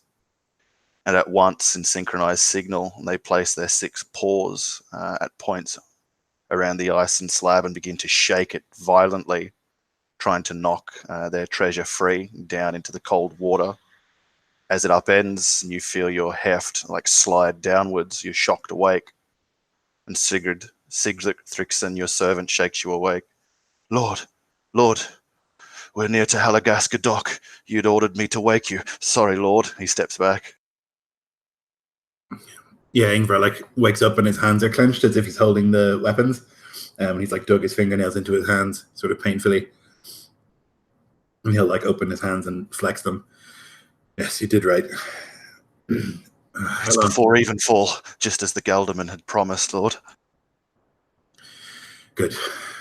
He's never wrong. He doesn't believe that necessarily, but it's good to have everyone else believe that. Yeah, he'll either retreat or do as he's ordered from rote, by memory, trying to be diligent for whatever you command to get you to readiness. Yngvar will think about the dream and how if he's like falling from this ice slab, his fingers wouldn't be enough to hold him in place, but the blades could dig into the ice and save him. He'll like think about that for a second before he like shakes that thought away and knows that those blades are cursed and he shouldn't hunger after them. And he'll like start to rise. Coming out onto the deck, you can see the men are rowing with that heartiness that men are approaching shore do when they find that last reserve of strength to get them home. And the wagerer and Folky Forkbeard are singing an old northern tune in measure with their row. You can see the hair with its way the wind with its way in Droplaug's hair as she watches from the rear and towards the front at his familiar spot at the prow. You see Rake watching the shore grow closer. In between the strakes and rowing benches, you can see the 6 or so wounded men, your bondsmen and Thrymnir, amongst them, every one of them surviving the passage back from Deadstones to here, as the Tangol had promised upon your farewell. You get a nervous energy from the Feardmen and folk at the dock when you arrive and can't quite put your finger on it. The wounded and infirmed are taken to a central kind of like barn or briar where Rake or Droplaug can see to them intermittently. They can have some healing on land. And then Thrymnir, 2 thralls will come from your homestead to take you to your place, still alive, but much the worse for wear from your troubles in Braggi's tomb. It's as the rest of you are making your way up the thoroughfare towards the spiked palisade that you see the unfamiliar horses, and near like a fireless brazier, 2 spears hang with their banners lazing on the coastal breeze. One bears the red field and brown bear of Mother Maga, and the other stops you in your tracks in the mud. Yngvar, black with a gold boar sported across it. Yeah, he stops. And I imagine there's people like talking to him as he walks, and they like probably keep talking for a few steps before they realize he stopped. And he like takes a deep breath and centers himself, and then will like put on a smile and start walking towards the longhouse.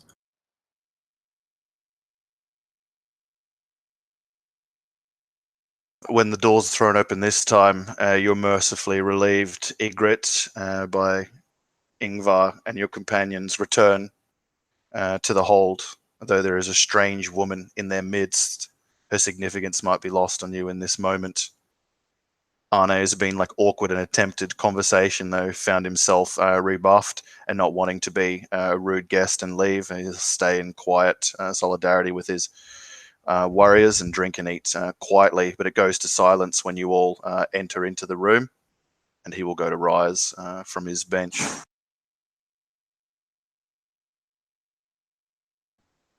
Welcome home, Yngvar. It's good to see you. And he like means that much more than he thought he would. Had a lot of like visions involving Ygritte, but seeing her now like is comforting. Yeah, there's a real smile, perhaps the first in many days. I'm glad you are well. You can see we have guests. Brother, it is good to see you. By Thor, it's good to see you, and he'll close the distance between you quickly to try and embrace you if you'll let him. Yeah, he will. And he'll like smile, though it doesn't reach his eyes. And He'll look from Ygritte. He'll look from Ygritte and then to you, and adopt a solemn expression and say, "Brother, Balder is dead."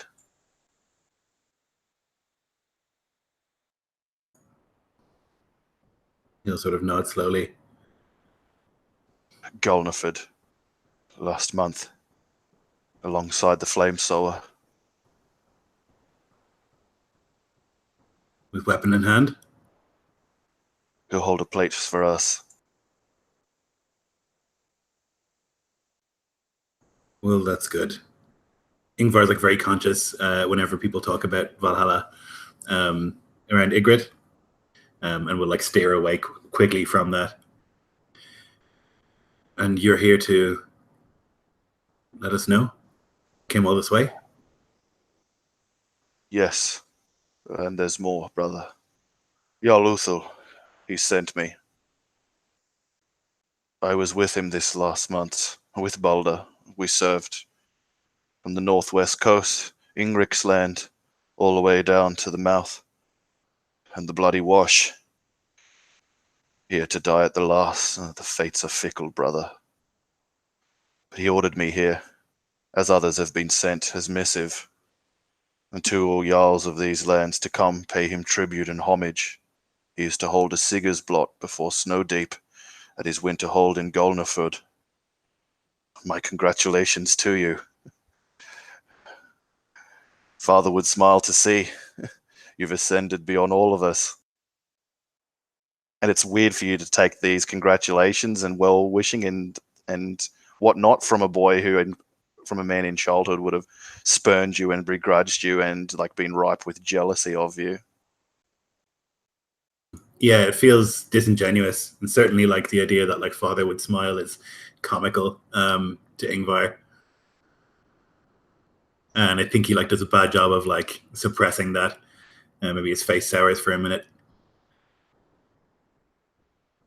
Well, Odin favors me, I suppose. We've done well down here. I can see a fine southern hall, 100 thralls, and your men armored from throat to knee. Who would have thought northern crag dwellers like ourselves could sport such kingly raiment, eh?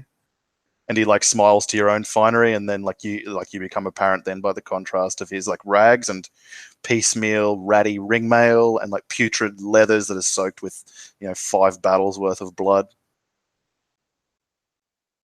And even though he's a carl by law of your father's hall, he looks like someone you've conquered. Yeah, I imagine like several of the men who are just like on my crew are like better dressed and better equipped than he is. Well, you're a carl now. I suppose we'll go back. I will, when the Sigur's blot is done, and I've heard Jarl Uthel's peace, I'll return north to home. When was the last time you were home?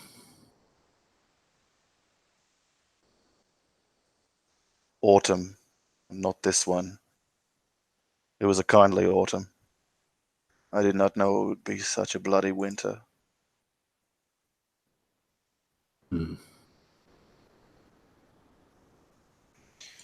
I will go back to the Painted Cliffs and see to our people there. They say there'll be no raiding this year, and that's not a lie. So the winters will be harsh.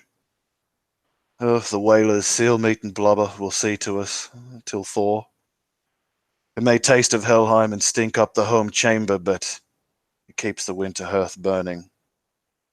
I'll go north. I'll go home and keep a fire in the north. Someone has to. I think I like it more down here, to be honest.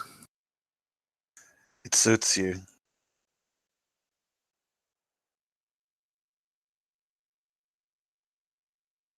Doesn't know how to take that, but he'll nod. Egret's given leave of your hall a day or two, but we're all stout and our horses well enough to ride on further south with other news to carry. I will look for you at the Sigur's blot, but for now, a remembrance to Balder. And he'll like take a cup from a thrall to like hand to you. To Balder, then. To Balder.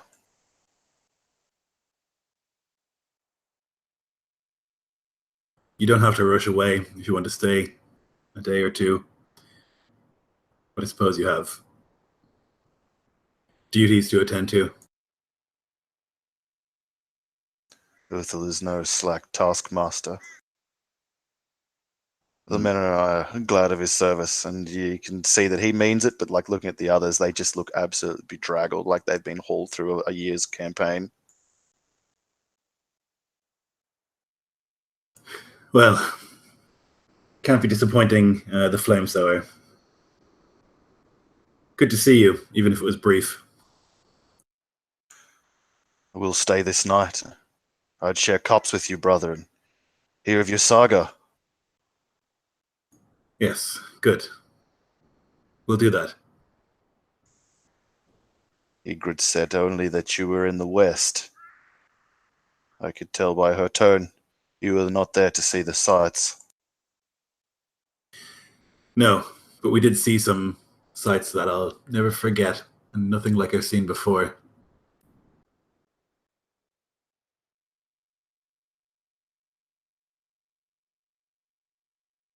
We claimed a place. It's mine now. And this place. And everything in between.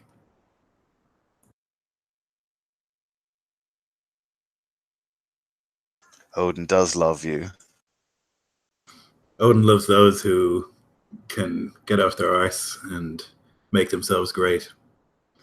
Doesn't do it for you. True enough, he says.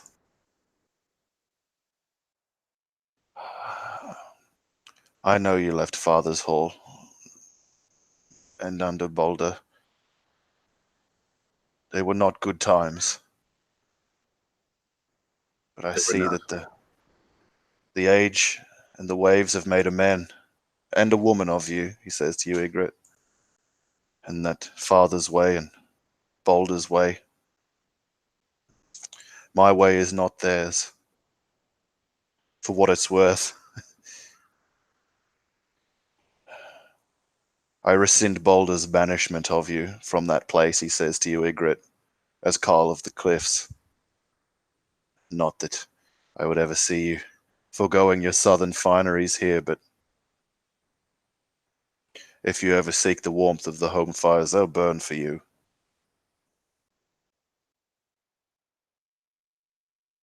Yngvar will look at Ygritte like this is like a big thing for him to do, and even if it doesn't mean anything to you, it's like very difficult for him to do this, and sort of like give a nod. She feels more than sees Yngvar's nod.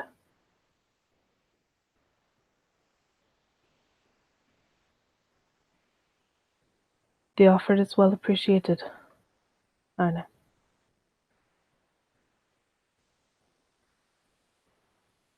He gives that I will smile return. like a poor man giving a poor gift to wealthy folk. Perhaps I will return home at some time.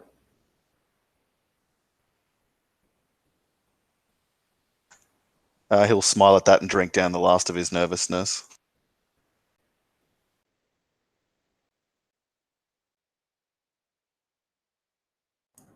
Our uncle, does he still live? He shakes his head. He went hunting 2 winters back, and by that you know what he means.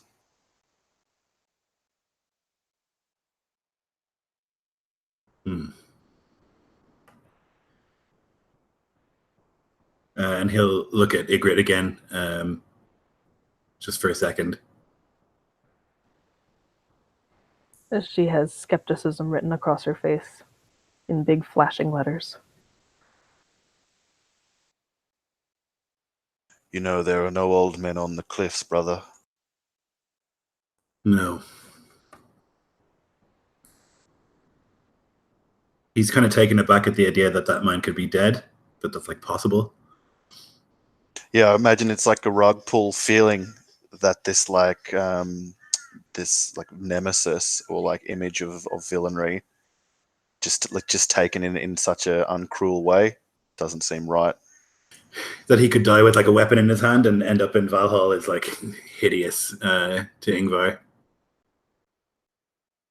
And that he didn't get to, or that Ygritte didn't get to finish him.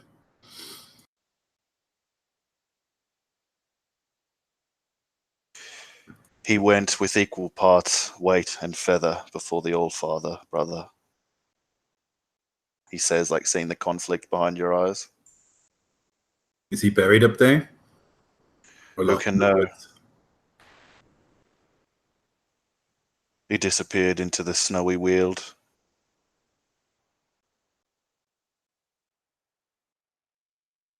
He's in the hills now, and he says that in a familiar way, like he would have just withered away and frozen somewhere in the waste. I have much to say to him still.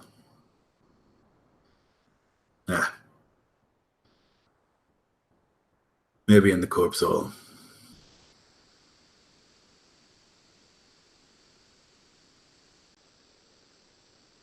Yeah, he gives a shrug of who can know. He knows that Balder, or he believes he knows that Balder went to Corpse Hall. But as for your uncle, you know, he went as old men do to hunt in the snow and never returned. We shouldn't dwell on old things. Past is the past. It's not absolved. I will not forget. But it does little good now. I apologize. I'm in a strange mood. These old things brought up again. I'm sorry to bear hard news, brother, to bring back old ghosts. But I thought Uthel's words and Balder's fate were better spoken by me to you than some man from the spines or some southern kneeler, or else. He will gesture with his hand, giving you a vague indication of the kind of horde that follows Uthel now. No, it's good that you came. And the pardon for Ygritte has meaning. We should get a skald in here, some music, something. Wilglist will mention a couple of the ladies from the village who sing well, and after a nod, will like scurry off to summon them to service. While this is happening, oh, sorry, you go. Yngvar would just say, I need to like watch the journey from me, but in some time, we'll sit and drink and reminisce. But Was there food? Sorry, you'd want to talk to Ygritte as well before the feast happens.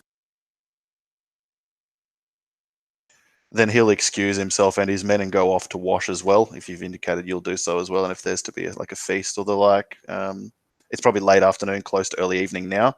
So in a couple of hours, they'll like agree to return to the hall. While everyone's kind of coming and going at this point, as you make your way to Ygritte, maybe with the rest of your companions, Horde, son of Rock, will like step nervously forward with the other one of Ormsalg's men, and in that draining way, you'll feel his eyes upon you, like another person needs a piece of the pie of your time. Lord, a brief moment. Horde, Yngvar will like pull out of his brain, like he thinks that's correct. Aye, Lord. Thank you, Lord. I came to escort these men, as ordered by my lord, and to give word. The watchtower of the southern mouth is completed. Our lord's agreement indeed stands true. We'll retreat across the wash and safeguard the space till your men and builders can come, Lord. Good. Good that it's done. I appreciate your work, Horde. I heard your brother's word, Lord, and am sorry for your brother, Lord.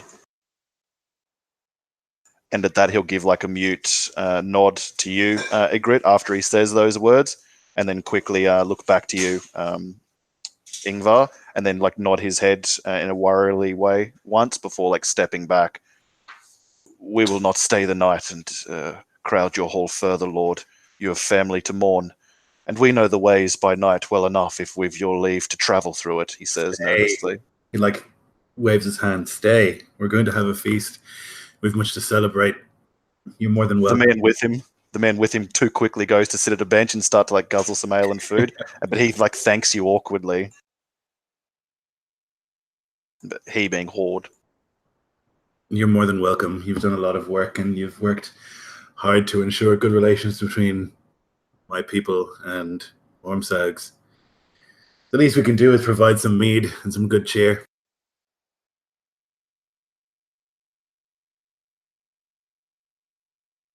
It's a strange sight, and Thrymnir, when Knut the Wagerer and two of the thralls bear you by litter into your requisitioned holdfast here in Halagaska, and Ranulf and Ahanachuk look up from their black mourning clothes, him with his shaved beard and cropped hair, and her with her great like black braids severed, both roomy and teary-eyed, look up in amazement as the warriors bear you into the hall, and they both rush up sobbing to your side.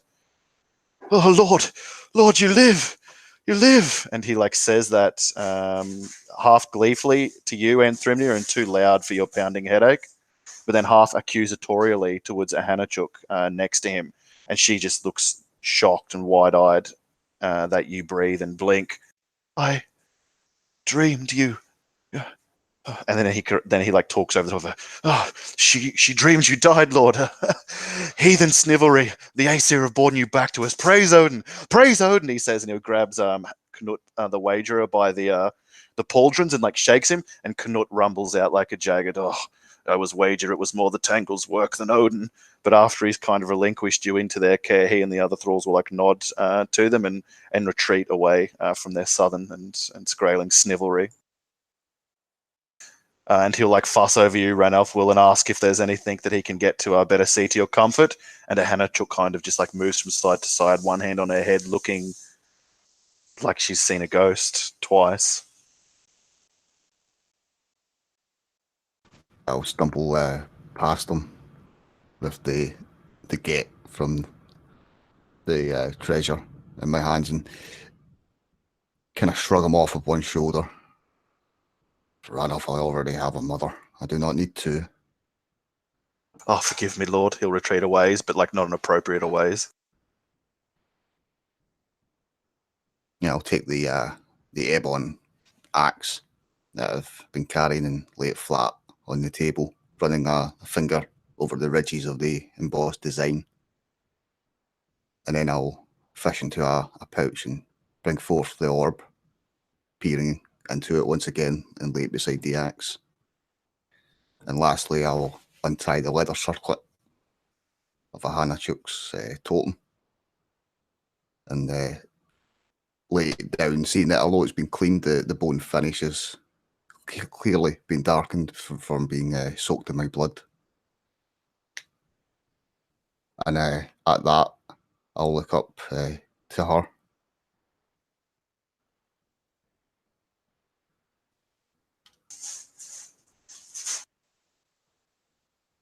You said this would protect me. It did.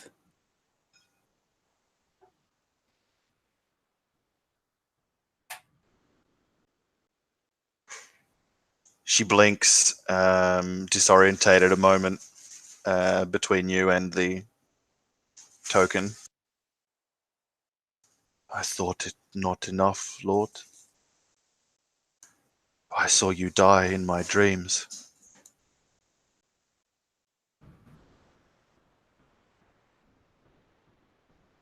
And she'll like move forward to like take it up and go to like clutch it to her breast, but instead like regard it like a hand span away from herself, and then like seeing like the tarnished, darkened blood, look up to you and your wounded, stricken state.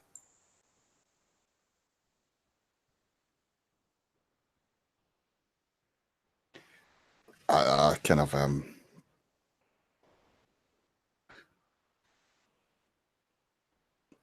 tight muscled and sore all over. He'll go and seat himself.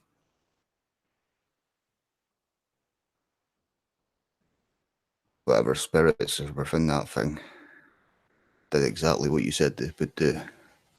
I'm still here, still alive, and like a refuge from death. When I lay injured, I found myself in a dream, a learning of people, your people. And even though it was a dream, I could tell, I could know it by my very marrow that they had lived.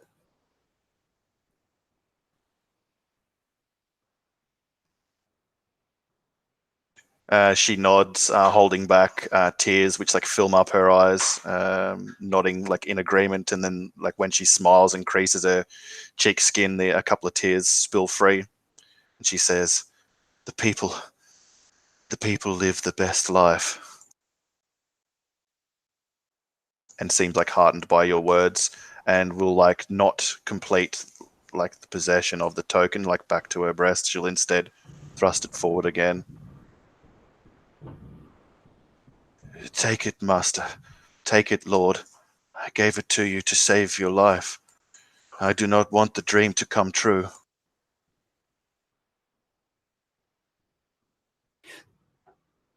There's a moment, he goes to reach for it unconsciously, and then he has a moment of if he is to take it, who will watch over her?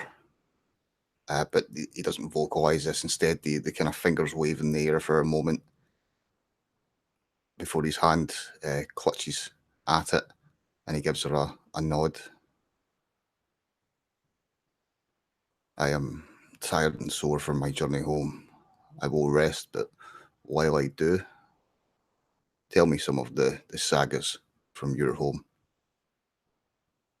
Tell me of these ancestors of yours, this Sinak and Karuk. She gives a furrowed brow when you say Sarak. She doesn't know it, but when you say Tulul Karuk, her eyes go wide. My grandfather, a great fisher of the people.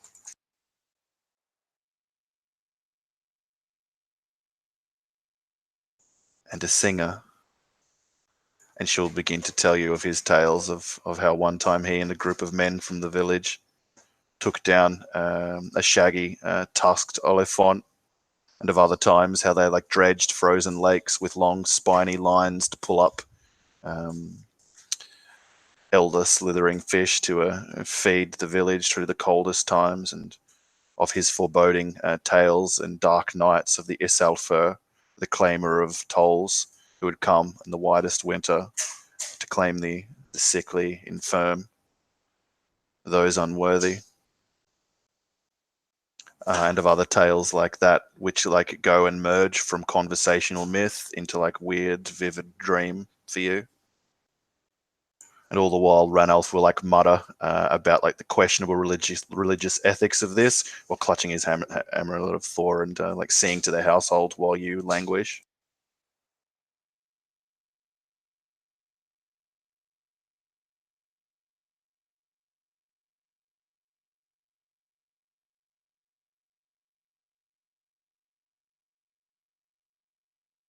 Yeah, so I don't think the weirdness inside the long hall would be lost on Droplaug or Rake, where you seat at the high table. Amidst this, I imagine the Balderson and Balderdotter weren't forthcoming with their like family history, but you can piece much of it together by feeling here. Palpable it is for those like keen-sensed or cunning-wayed like yourselves. And men like cheer and drink, and some spill libation for fallen Balder, others cheer Yngvar for the wealth that he's got them. Some of the warriors who have come from from Deadstones will like talk to those who stayed and tell them of like the saga there. And like many like will keenly like listen and drink and indulge in the food that's brought out. And yeah, the three girls from the village will like sing in relative harmony with each other, competing with the din of rising revelry.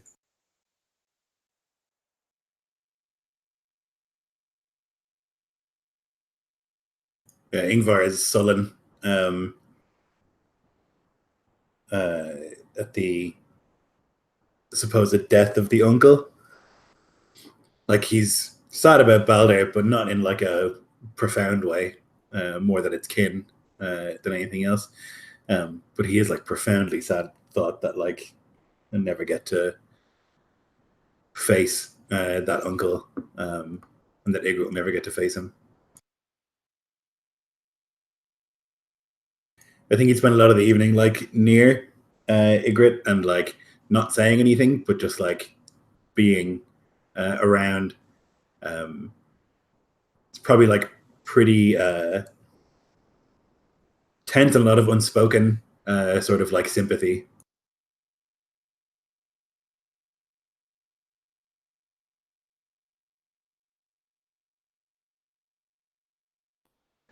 Ygritte is trying to ignore the awkwardness and will look to this strange woman and then to you. Who have you brought? Droplaug. She's a witch.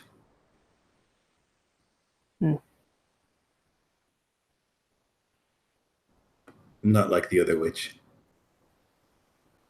That's what you said about the last one. The last one was very pretty.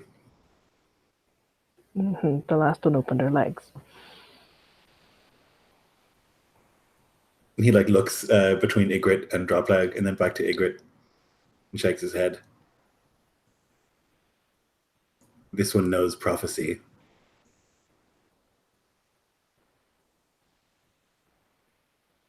She'll turn and regard Droplaug. Curious.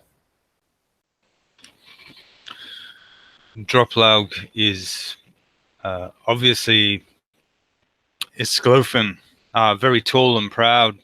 Perhaps a beauty in her day, but now her hair is cold and grey, although she still wears it in long braids. She still has a dignity of posture, a pride, and a firmness of jaw and gaze, which does not speak of too advanced years. But at the moment, she seems somewhat clothed in shadow. Her hood is up, though her braids spill forth, and seems reluctant to join in the revelry or risk drawing notice.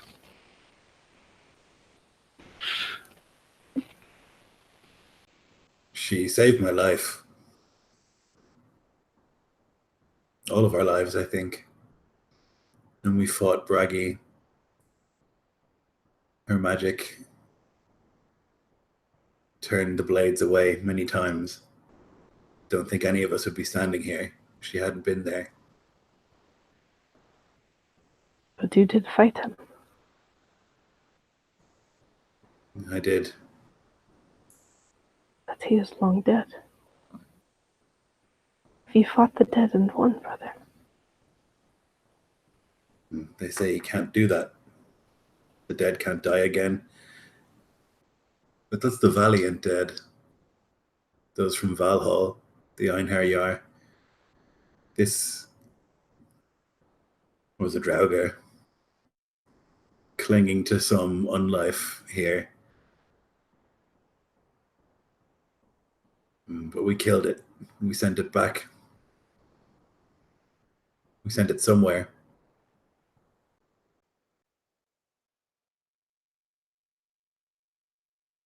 All cursed places yearn to be cleansed. It is in their nature to seek redemption. We merely brought it what it wanted for so long. In return, the place is ours. Cleansed now of the dead that lurk there, its treasures open to us, as are its halls. A great victory. It's treasures, eh?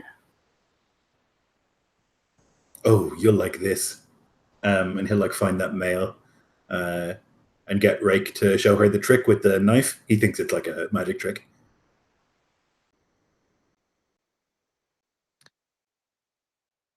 Eric will like show you this mail that he's like gone through. It's like colored like dark black, like a grayish black instead of like shining silver. And I'll like show you where a piece of like the mail like detaches and can like form into a dagger that's hidden. That only people who know how to like operate the armor and its secrets will be able to find.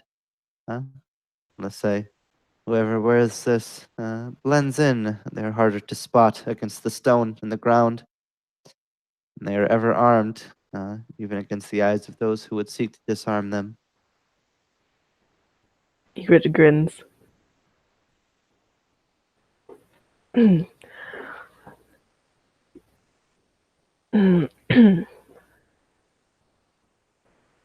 Something stuck in your throat, sister.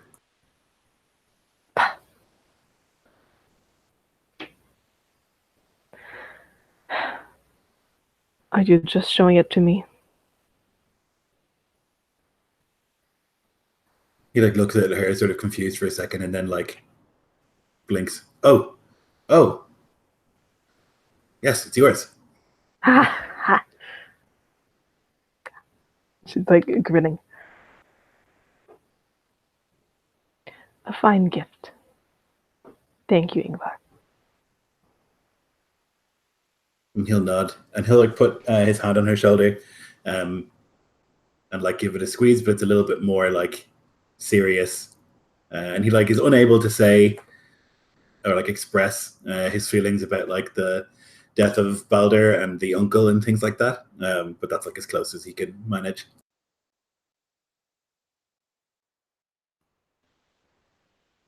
Yeah, she lets your hand linger for a moment and then shrugs it off.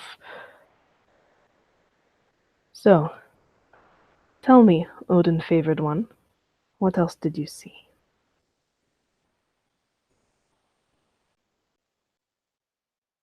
The dead rise, shadows. Oh, there's a bridge made of a dead dragon. Truly. An amazing place. I'll have to bring you.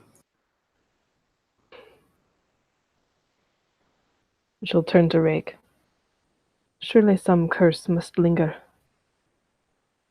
It has been left so long.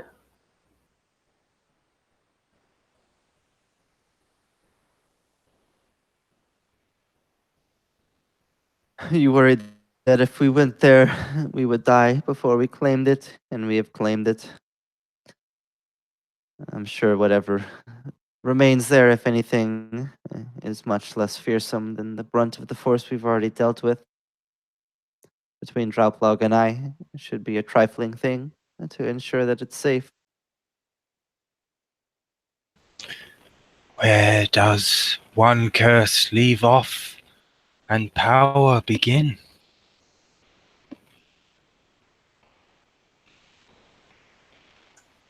Several like warriors nearby to you drop loud, kind of ripple into silence and slowly turn their heads towards you at that.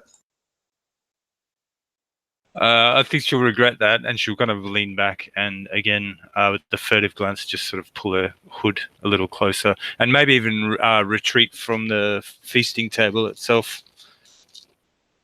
Wait. Yes, Blackhand.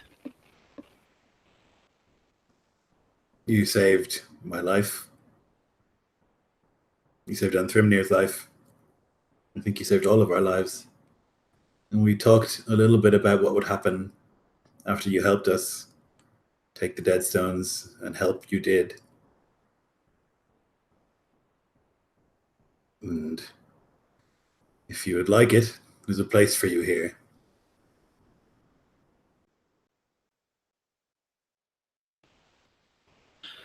Aye. It is what brought me one step at a time.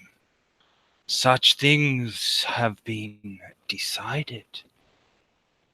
Though I take your invitation with great gratitude, for the saga continues. And she'll kind of lean in a bit closer and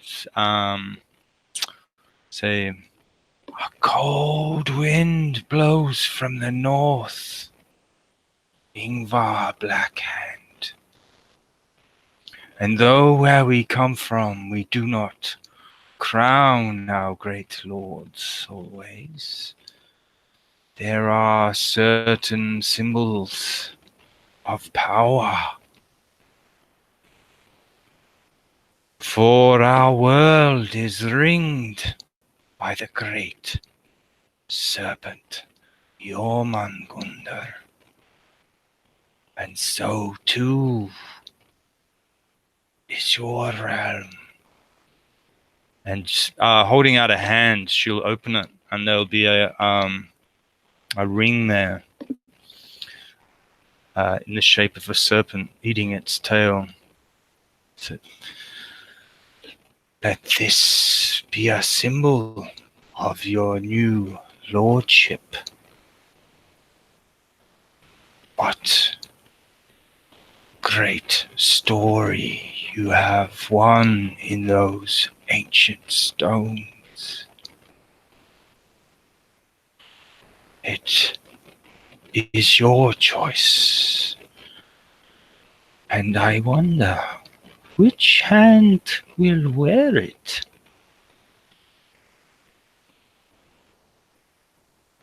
He looks at the ring and then to Dropleg and wonders where it came from, how she does this.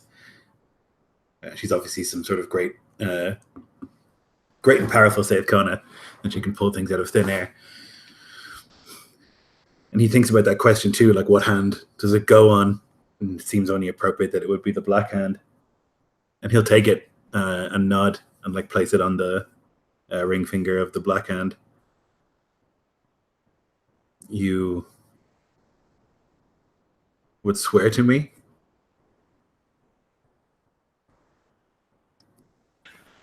I think she looks up at this and she looks at Rake's face first.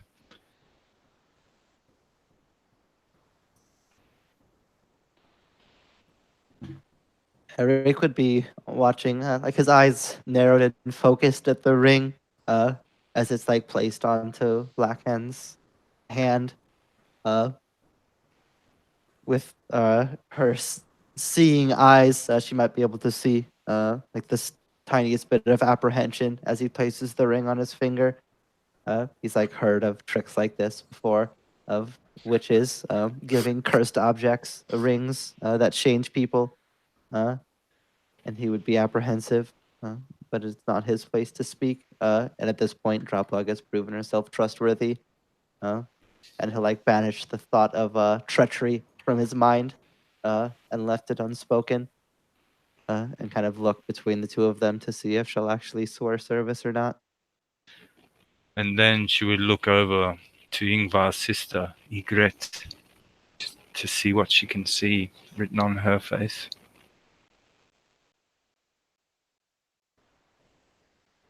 Ygritte is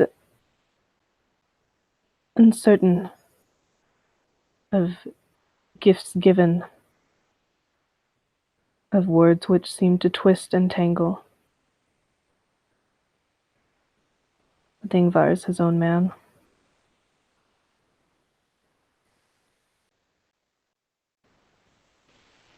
And then looking back at Yngvar, she'll say, "My lord, in my heart I have yet sworn myself to your service, so I say it now.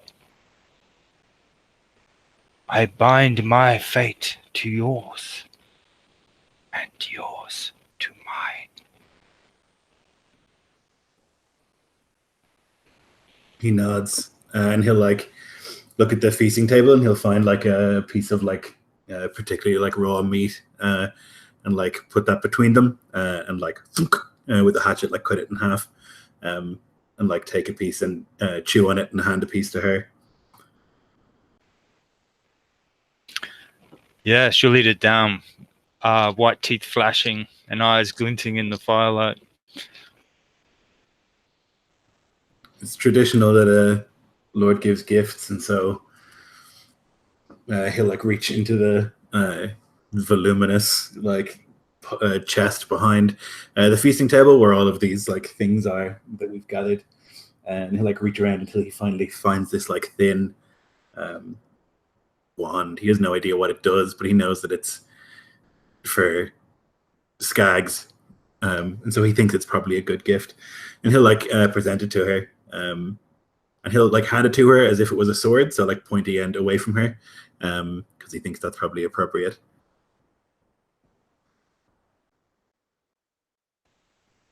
Oh, my, what have we here? So yeah, sliding her hands over it and feeling the texture of it, and perhaps even cocking her head as if listening to it. She'll have a sense of wonder on her face, which strips away the years for a moment, somewhat childlike in its fascination. Well, this is a mystery. And her eyes will flash to Rake, wondering if he knows something of its secrets. She say, and then she'll look up and she'll say,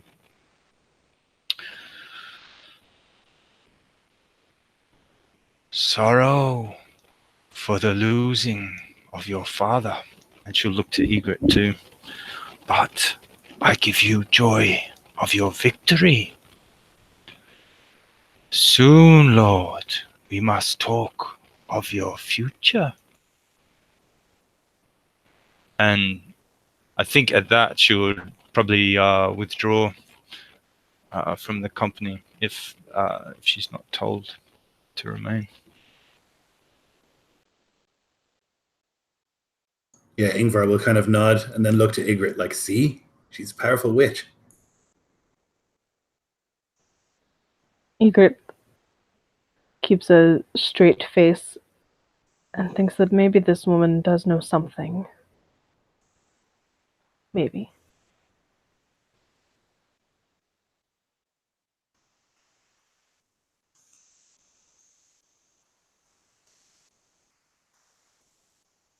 into the space that Droplug leaves. Two of the men will come up from the lower benches in a respectful manner to catch your attention, Rake. You recognize them as two of the three who'd spoken to you in the burnished vault. Lord, forgive us at feast. We wondered if you'd had time to ask Blackhand, Lord.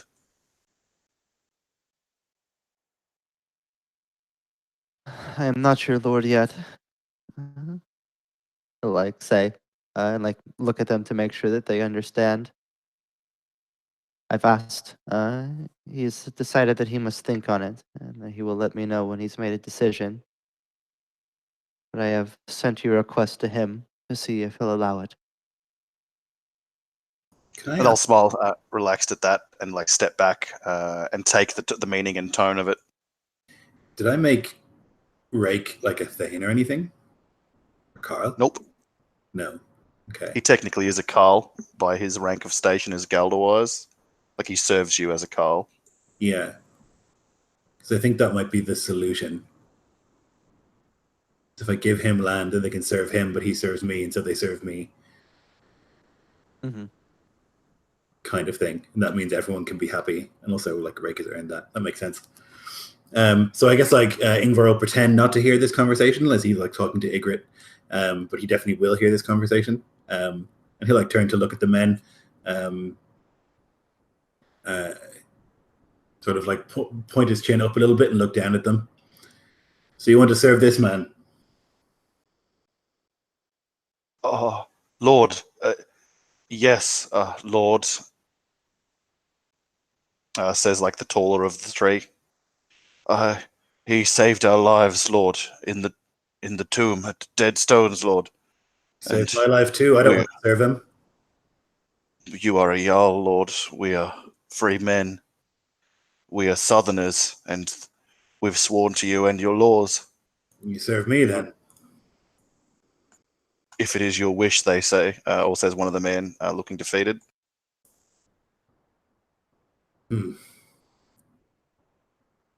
Should have come to me about it. Yeah, you can't They serve look between each other. You can't serve Rake because he has no rank. Not really. And he like scratches As at you his beard. command.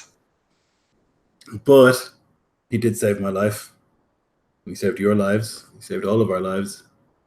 So maybe it's time he had some rank.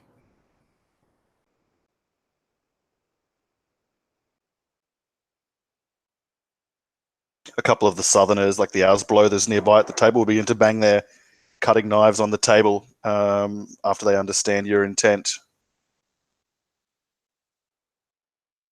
Yeah, he'll like stand and say,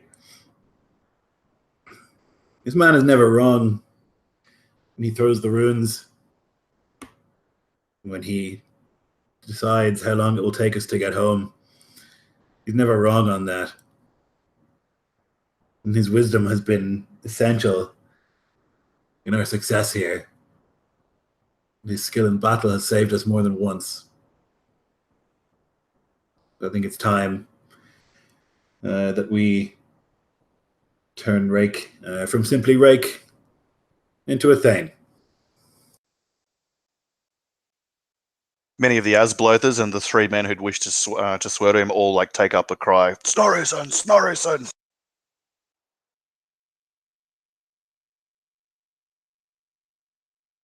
It will take like a mountain of effort for Rake to like hide his enthusiasm at the turn of events. Like maintaining that like Galder like stoicism. But he like can't help but like let the side of his like mouth to like wrench into like the smallest smile imaginable. And he'll just give a nod. It would be my great honor, Jarl, to continue to serve under you in this capacity. It's a kindly gift that you offer me. It's one well earned. And he'll like reach and like find an arm ring to give. And he'll say, "The forge is yours to use whenever you wish." And beyond that, he'll like name some piece of land that he can and like several of the carls that he can like rule over.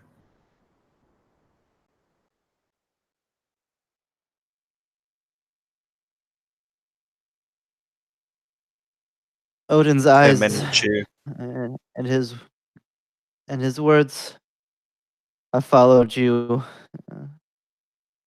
on their own and through what I can provide with the runes. They will continue to do so. I am grateful for your gift. You will can only expect further of the same service, if not improved, as time goes. Good. Don't let it go to your head. He'll say. Heaps of the Isclofen will like laugh at that. And then he'll like turn back to the men and say, "Right, now you can serve him." They'll smile much relaxed now. Thank you, Lord. And they'll both like turn to you, Rake.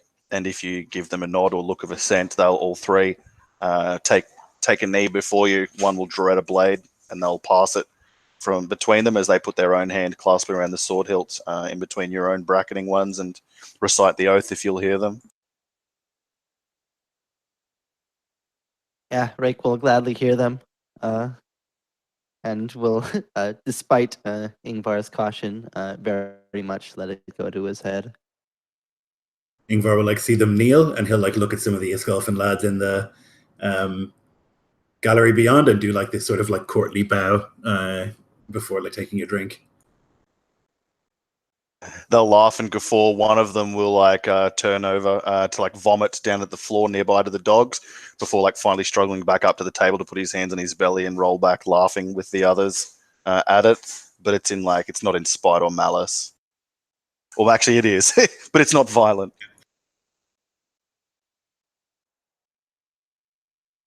And yeah, the Northmen who are here with your brother will similarly like take up a laugh at like the southern courtliness of it. And they certainly don't act like that, and you'd never see one of them kneel to your father or your brother or even to Arne you'd expect.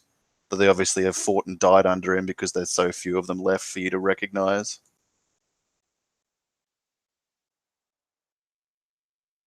At that, Arn will come up with his men and say, "Oh, brother, we'll not drink more of your mead or take into the winter stores. We'll be for bed. Here upon the floor in the dark corner will suit us well enough. We've no fine palate or runes that we require. Roughing it with the flame sower has taught us the comfort of the bed in the wild. My thanks again," he'll say on behalf of the men, and they'll nod and grumble between them in the manner of northern thanks. Do we have beds we can provide these guys with? Probably, right? Yeah, you would be able to. Yeah, you can order a thrall to leave its Yeah. house. So yeah. Yeah, so I would do that right off it at least. We have beds. You'll be a long time before you get somewhere soft to sleep. If you want to be warm and comfortable, it's not a problem. He'll protest meekly a few times, but perhaps from the drink he's imbibed, he is a bit more malleable and will eventually agree.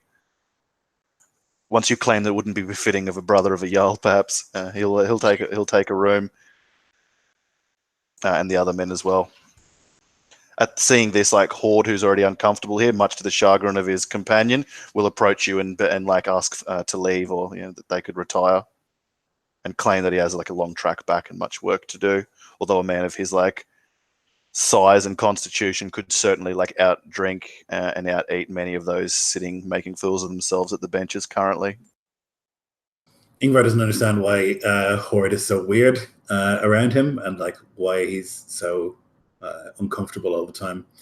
But he shrugs. If you want to leave now in the dark of night into the cold, then you can do so. But this place Oh no, here, he means to find somewhere to sleep, a cattle briar or something, not to leave your holdfast. Yeah. So then he'll definitely say if he wants to do that, he's more than welcome. Yeah, this man you imagine probably has like a fine stead or home within the walls of Bard's Mouth, but he doesn't even beg of it. He will like just find some briar for his man to grumble and sleep down next to him and ask him, "Why did you stay in the hall? It was warm in there. There were women there. There were thralls," and like and Horde will just like roll over away from the man and pull his cloak up over himself.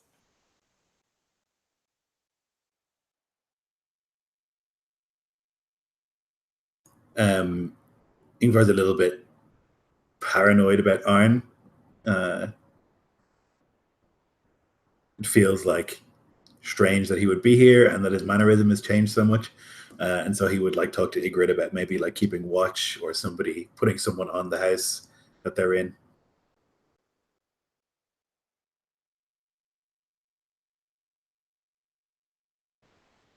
Ygritte sighs. Aye, we can. They've taken bread and salt. They're here on Uthel's name. I think we need not fear.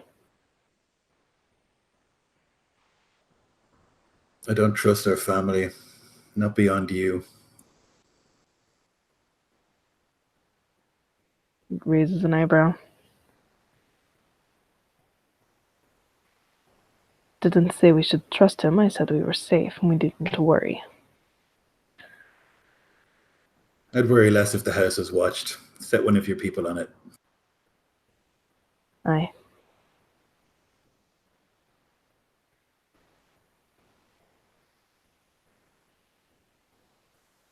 Mute Stein and Vigdis both look up from nearby to you from like their cups or food and look with that gulp of like which of them will be sentenced to like a sleepless night.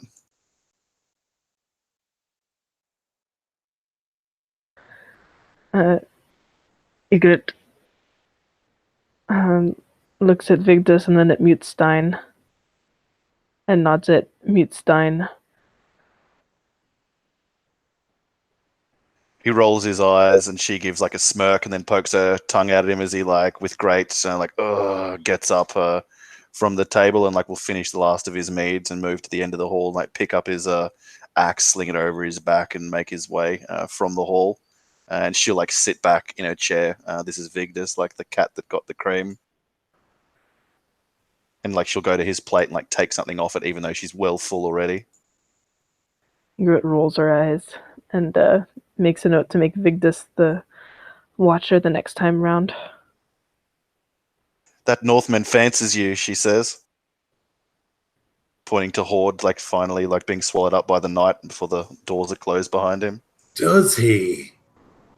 Ygritte shoots Vigdis like the dirtiest look. She rolls her eyes like you did before. Oh, Yngvar like gets it. Will I talk to him? Shut up. No. Do you like him? Shut up. He has half a brain and no pox, so he's better than half the men here, says Vigdis. And not wholly ugly. Why? That's why he's been so weird. Is he afraid of me? Ygritte like rolls her eyes. What the fuck do you think he's afraid of? She like pulls at her neck. I have reputation. It's not you, halfwit. Are you sure? Yes. Oh. And then he like sees, like he doesn't even like notice it anymore. And then he like sees it. Oh, I can talk to him. I'll talk to him. And he goes to do that. Yngvar. What? It will not matter. It will. I'm very persuasive. This is nonsense. This is nothing. It is not nothing. It is. Being an outlaw is something. Not to me, and not to him if it matters. I'll talk to him. I'd rather you didn't. I know. You're not going to listen. No, you don't listen to me most of the time either. I'm going to talk to him, and then you and I are going to have many drinks, and I'm going to talk to you.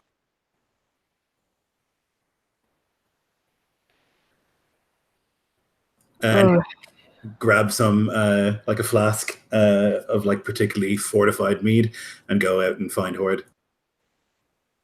Vigdis gives you... you go. Yeah, there's just like rounds on Vigdis. It's like, it will be you next time instead of Mute Stein, or I'll make you mute. It's my turn next anyway, she says, and gives a shrugs of her shoulder and slugs down the last of Mute Stein's drink, and will like slam it down louder than need be and look about, and her eyes will eventually fall on one of Magison's warriors, who'd come across the bay, and she'll say, "That one will do," and she'll like get up sprightly from the chair, despite how much she's drunk, and make her way over to him, grab him by like the clasp of his cloak, and like haul him away, much to like the laughter of the other men.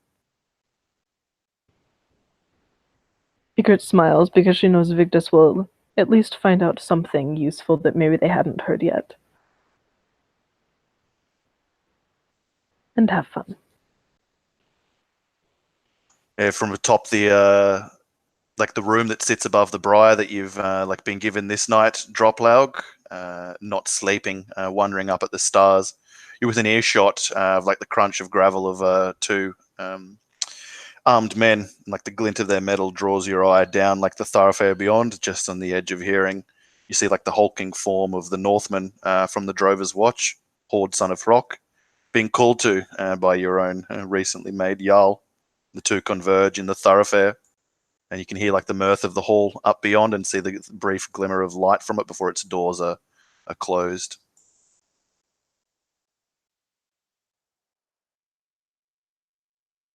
Horde! Oh, Lord. Come. And he looks around awkwardly. Come. And he'll like find a place that's dry on the floor and just like sit with the flask, and he'll like deliberately place it in front of him as he sits cross-legged, and he'll look to Horde to sit. Oh, thank you, Lord, but I'll be about my Lord's business tomorrow, and I've had drink aplenty. He'll sit at the commanding tone. You're to call me Yngvar for the duration of this conversation. Yes, Yngvar. You've been odd around me. I didn't know why that was. It's not me. It's my sister. I understand.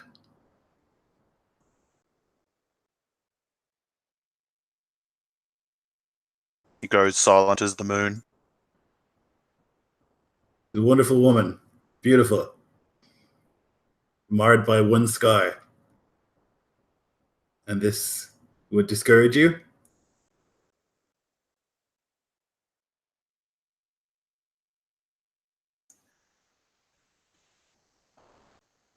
The law, Lord, it's Odin's own thought. And what separates us from the Scrael. She's my sister. She is sworn to me. She was, while I was gone, ruling this town. The scar means nothing. And those who gave it to her are dead. My brother absolved her and removed the exile, though the brand will not go. Won't it just? Drop He looks up loud. in fright and like goes for his weapon. No, but Drop Loud thinks to herself Oh. in darkness. And she's going to move away gently, stealthily, and go to seek out Ygritte. Just a quick aside there.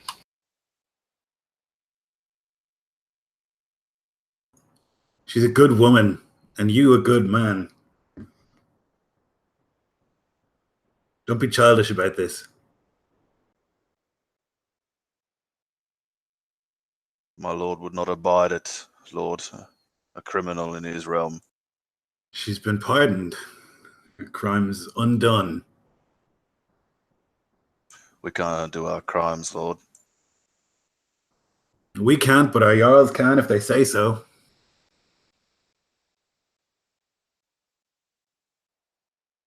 He nods. The Jarl of that place has said that her exile has been revoked. She is now one of our people again.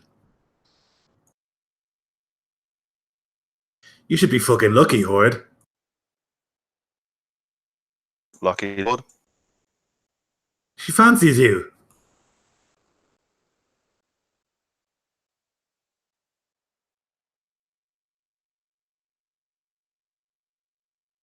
He nods, accepting it awkwardly.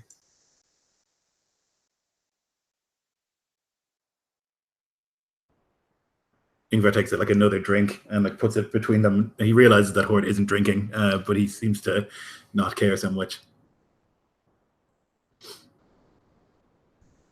I just ask you to think beyond this one mark that she's a good woman. She's the best woman I know.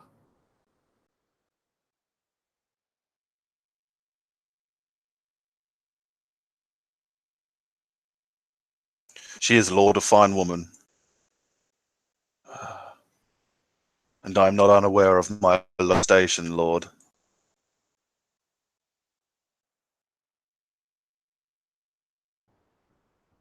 You With your are leave. stony as she is. I doubt that, Lord, he'll say, taking the bottle. Hard to get a word out of you. Most words are wasted, Lord. You and she have a lot in common.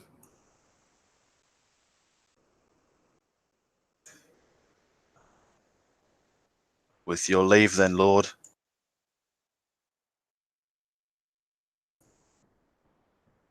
You'll talk to her? My men, we must be on the road before dawn back to the wash, but when I'm this way again, yes, I will, he says, like evasively. Before you leave, you'll talk to her. And he realizes the command in the tone and gives a nod, yes, Lord, and then like takes a big slaking drink, dwarfing those he'd had earlier in the mead hall. It's just talking, and he'll spread his hands wide. That's all I ask. You might even get a smile out of her, imagine that. He smiles and says, "You think?" And then he'll hand like the flask back and like lean back into the like the earthen like round, I guess, that you've kind of slumped up against, and it feels more comfortable now that he has the buzz of alcohol. She vexes me, Lord, you hear him say, as you've heard every man say when he gives that groan and lays back that way and says that cryptic conundrum.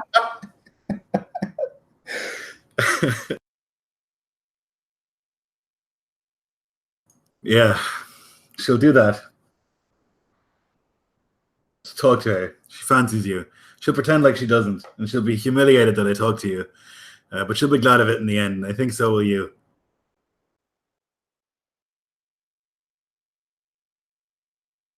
Only the Norns know. And he'll take the flask again, this time easily. Only the Norns know. I think I know.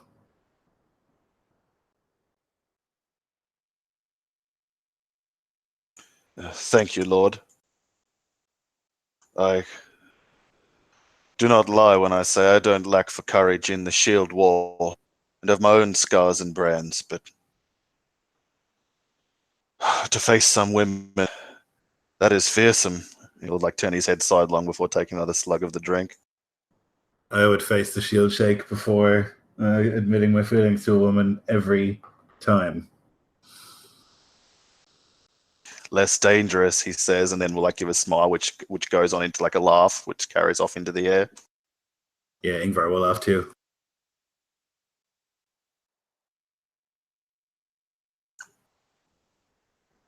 When the next day dawns far off to the west, the sky is bruised and threatens at the storms that you saw hint of at Deadstones to soon make their way into the bay here south of Halagaska. Arn and his men are making ready. They'll take ship across the sea with Magasins south before journeying on to give summons to the other Jarls of West Asbloth. Similarly, Horde son of Hrock and his men will equip themselves early and make like preparations to leave, and pacing furtively back and forward. He'll feel your groggy, hungover gaze from the long haul, Yngvar, and nod, make his way up to seek you out, Ygritte. Vigdis looks the worse for wear when she comes in the morning, and she'll like wash herself in your basin and like sit back with a half of bread and the half of it, expecting that you drank more than you should have, Ygritte, giving that's what people often do once going through weird, unanticipated circumstances like you've been. How's the head? She'll ask, and like cross her legs, putting her boot up on the foot of your bed. Ingrid puts the back of one hand to her forehead If you stop shouting, I'll tell you. Oh. Did you learn anything?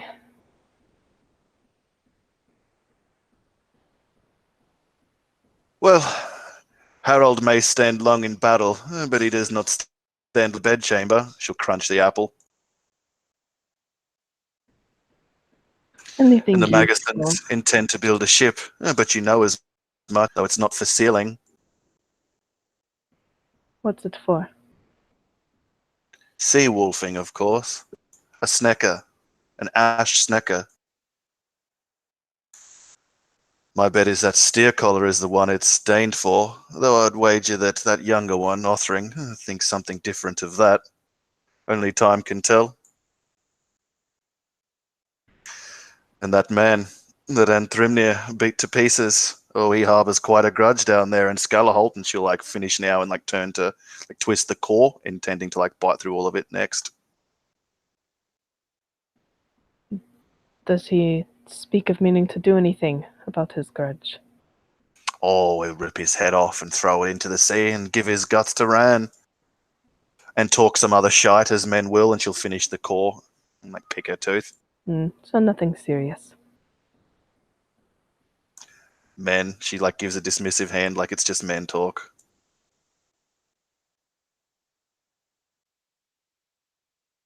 I saw that old witch come to your room last night when I was making my way back from, and she'll just raise her eyebrows and smile. What's she want with you? And then your memory hazes back to being approached in your chamber by the mysterious new woman your brother has accrued. There's a knock at the door and the thrall will go to answer it and let in Droplaug into your chamber.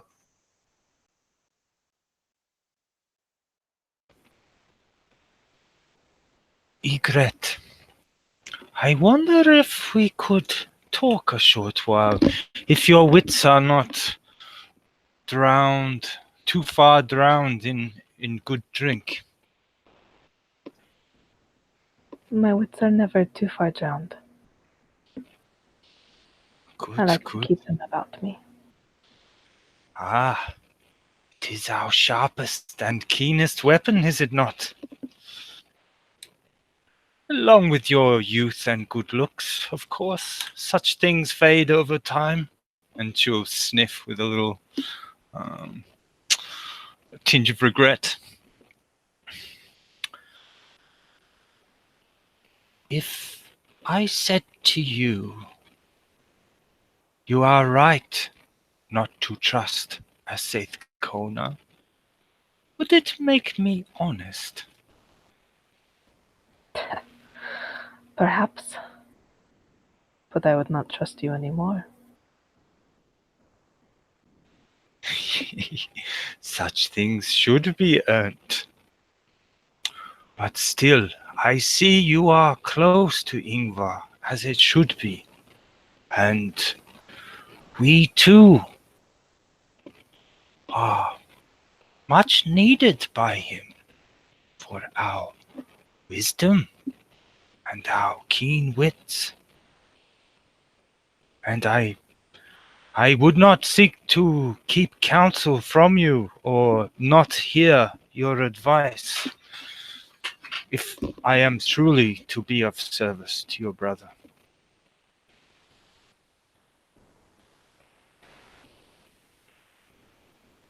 What matter do you speak of?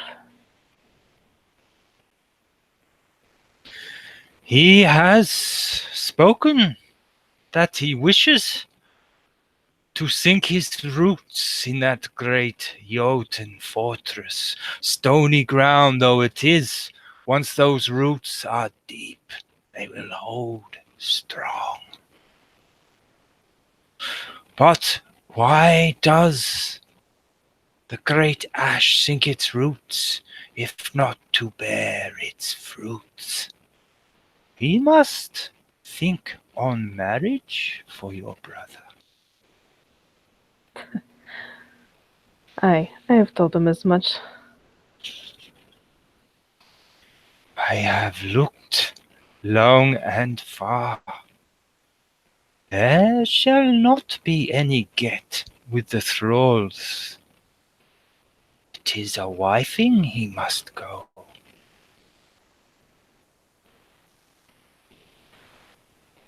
Aye, well, you'll have to speak to him after he goes to Uthal. And perhaps, like so many other things, you can guide him in this matter. With a marriage of your own.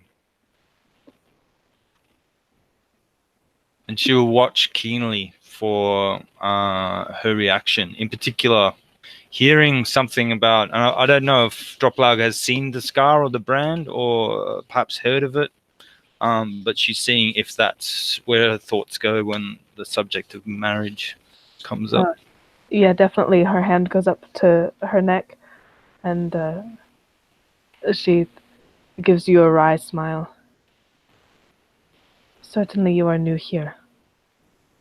Droplag, was it? Droplag, Svartlinger's daughter. I am an outcast, an outlaw, branded. That is not my fate.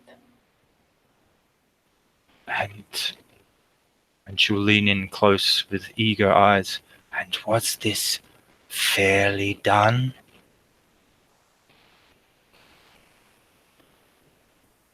It does not matter. It was done. Such is the way of the world, and so we must bear its scars. But, it does not always have to be so.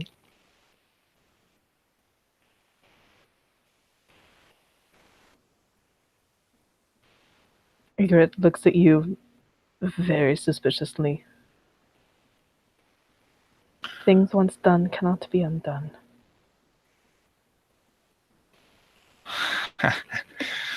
Perhaps you are clever and sharp of wits, but you have many a year and road to travel before you tell me what is possible. Such a thing, if it was done unfairly, without the god's blessing or a spirit's mighty curse, can be undone. Though I can but offer. It is up to you whether you choose to bear this mark with pride or hide it away as if it is a secret shame. You could take it from me. I think she stands up straighter, sensing the hope. Such things have been done, and even greater. I am here to help.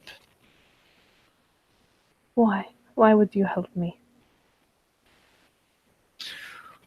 You are my Jarl's sister, are you not? And there is a more ancient bond between us.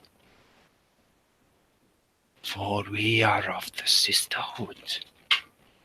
And I know how one can suffer.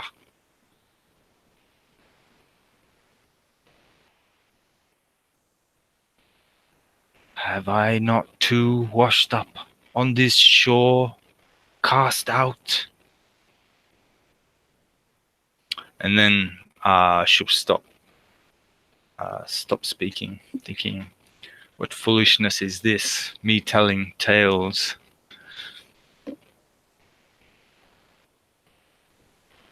Truly, I know nothing of where you've come from, what shore you have washed upon, nor even where my brother found you upon the road.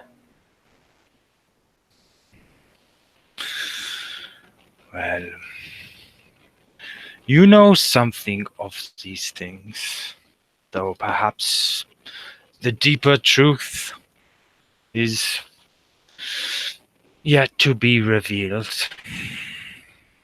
You saw me in the river that day when I joined your company and came, but of course it was a strange thing, difficult to understand.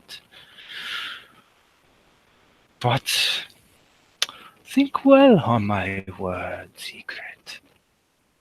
And if it is my help you wish, you need but come and find me.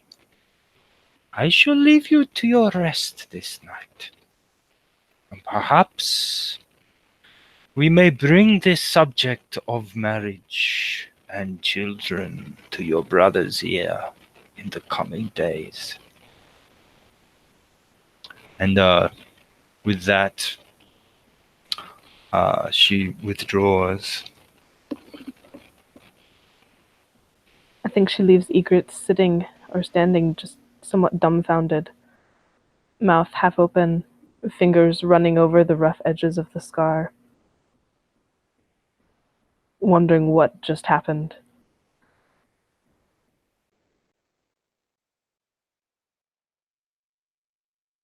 You And can then hear. she go. like answers Vigdis. It's like, she just wished to speak to me, to more properly introduce herself. And something about wanting to see Yngvar married.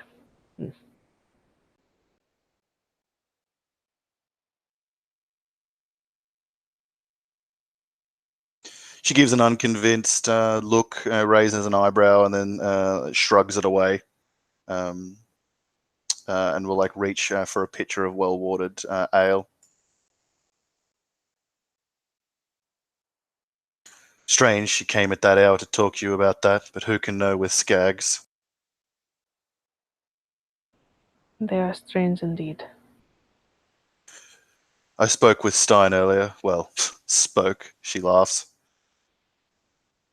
He didn't seem concerned. Arne slept through the night, I'd wager. Not a peep from here or his men, and no trouble. They're in the yard getting ready now. You northerners sure like to wake early. Aye, you get more things done. Must be hard. Your brother, Arne. To have a younger brother eclipse him so. You know what men are like, so prickly. And then she'll like hand over the ale pitcher to you. Egret like holds it and considers it. She hadn't really thought of it from that perspective yet. The more unusual thing was he did not seem bothered by it. The Arne that I knew would have cared greatly. Perhaps Men he's change.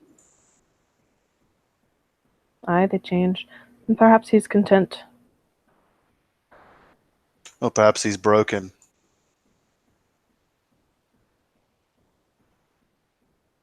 It's not my problem either way.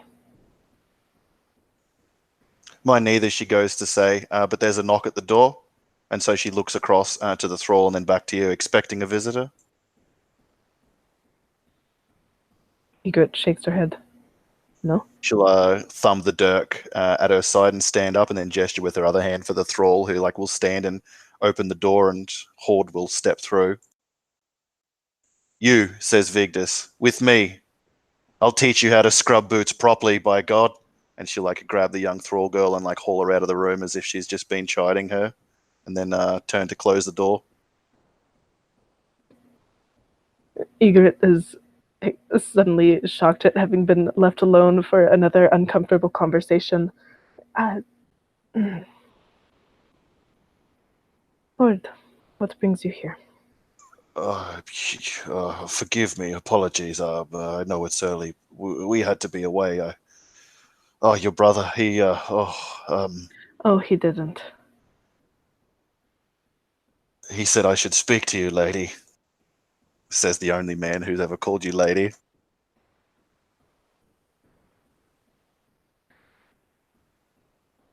She like shakes her head. Please, he might be Jarl, but he is a bull-headed brother. You can ignore whatever he told you. Yeah. Of course. I will, lady. Forgive me. I ride north. Farewell. And he'll like step back out awkwardly over the threshold and push the door inward and give like another nod and like a weak, weird smile to you, and leave you with a different kind of awkwardness.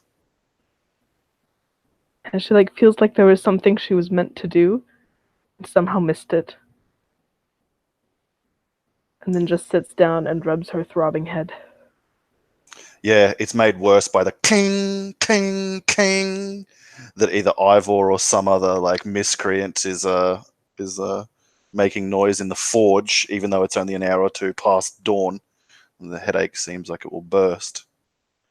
You've been hard at work since the cockerel's crow, Rake, and the sparks have been flowing, and the white glowing iron has been slaking. He woke up like unusually early, even for him, like before dawn, and has been at the forge since. And he's begun this like strange cycle. He's like hardly slept the night before. And like the moment that the sun peeked over the sky, the absolute beginning of dawn, Rake began working. And he's taken his shield, this like large round metal rimmed shield. And at first dawn, he inscribed a rune on the edge of it, a Hagalaz rune. And then exactly 3 hours later, with like this like strange, almost like supernatural sense of timing, another one 3 inches further down the rim, another Hagalaz rune. And then the 9th hour, in Issa's rune, the 3rd rune for the 9th hour. And he's like continued this pattern, like all through the night and now all through the morning, with like this like clockwork sense of timing, inscribing like rune after rune across the rim of his shield. And then like in between each rune addition, like right on the hour, he'll sleep for 30 minutes, and then wake, and then begin to try to take a look at this spear, this nameless spear, its history, its legacy forgotten, to see if he can't restore it to its former glory. Yeah, it seems an insurmountable job, but the more that you experiment and play with the ingots and minerals that you pilfered from the tomb of Braggi, and the more you grow confident that it may be possible to reforge the ancient haft and head of Nameless, though would not be able to be done with like conventional or common metals, and you can set to consigning those different alloys and ingots and such to the fire until you can find a nice amalgam with which to to mold and recast the vital parts of the spear.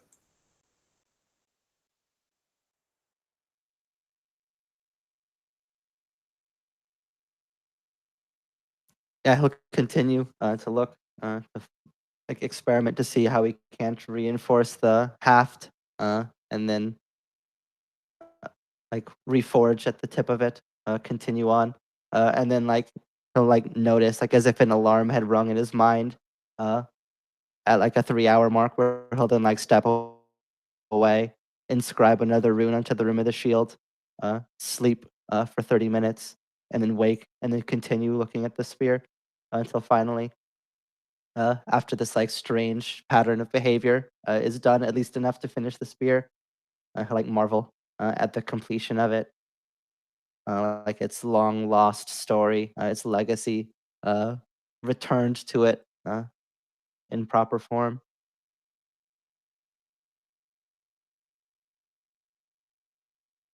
I'm just reading that real quick. Yeah, it thrums with resummoned potency and looks a thing of fine and equal facets. A handy and needful haft that can be used 2 hands or one, and the runes that you cast into the thing, and the runes that were still there, not worn away by time, that you can reconfigure or re-etch, gift a power to it, long slept, thought forgotten, that equals, if not exceeds, that of the potent hammer of light that you bear as well.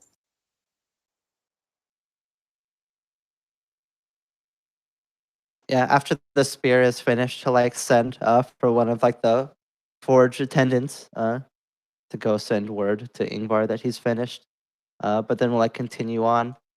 And basically what I'm doing with all this is at level 6 I got a new ability that I could basically rune scribe a piece of my equipment, which I'm doing Awesome. to my shield. It'll take a couple days. It'll take 5 days. Or just like every 3 hours, he'll inscribe a rune, either a Hagalaz rune, and then an Isaz rune every 3 hours in like a 9-hour cycle. And he'll do that literally through day, through night, like sleeping, these like small fractions in between, and like this horrific sleep pattern now that they're safe, and he has the time to properly do it. Until eventually the entire shield will be scribed with these defensive runes, and it'll gain abilities as part of the Galder ability that'll enhance it.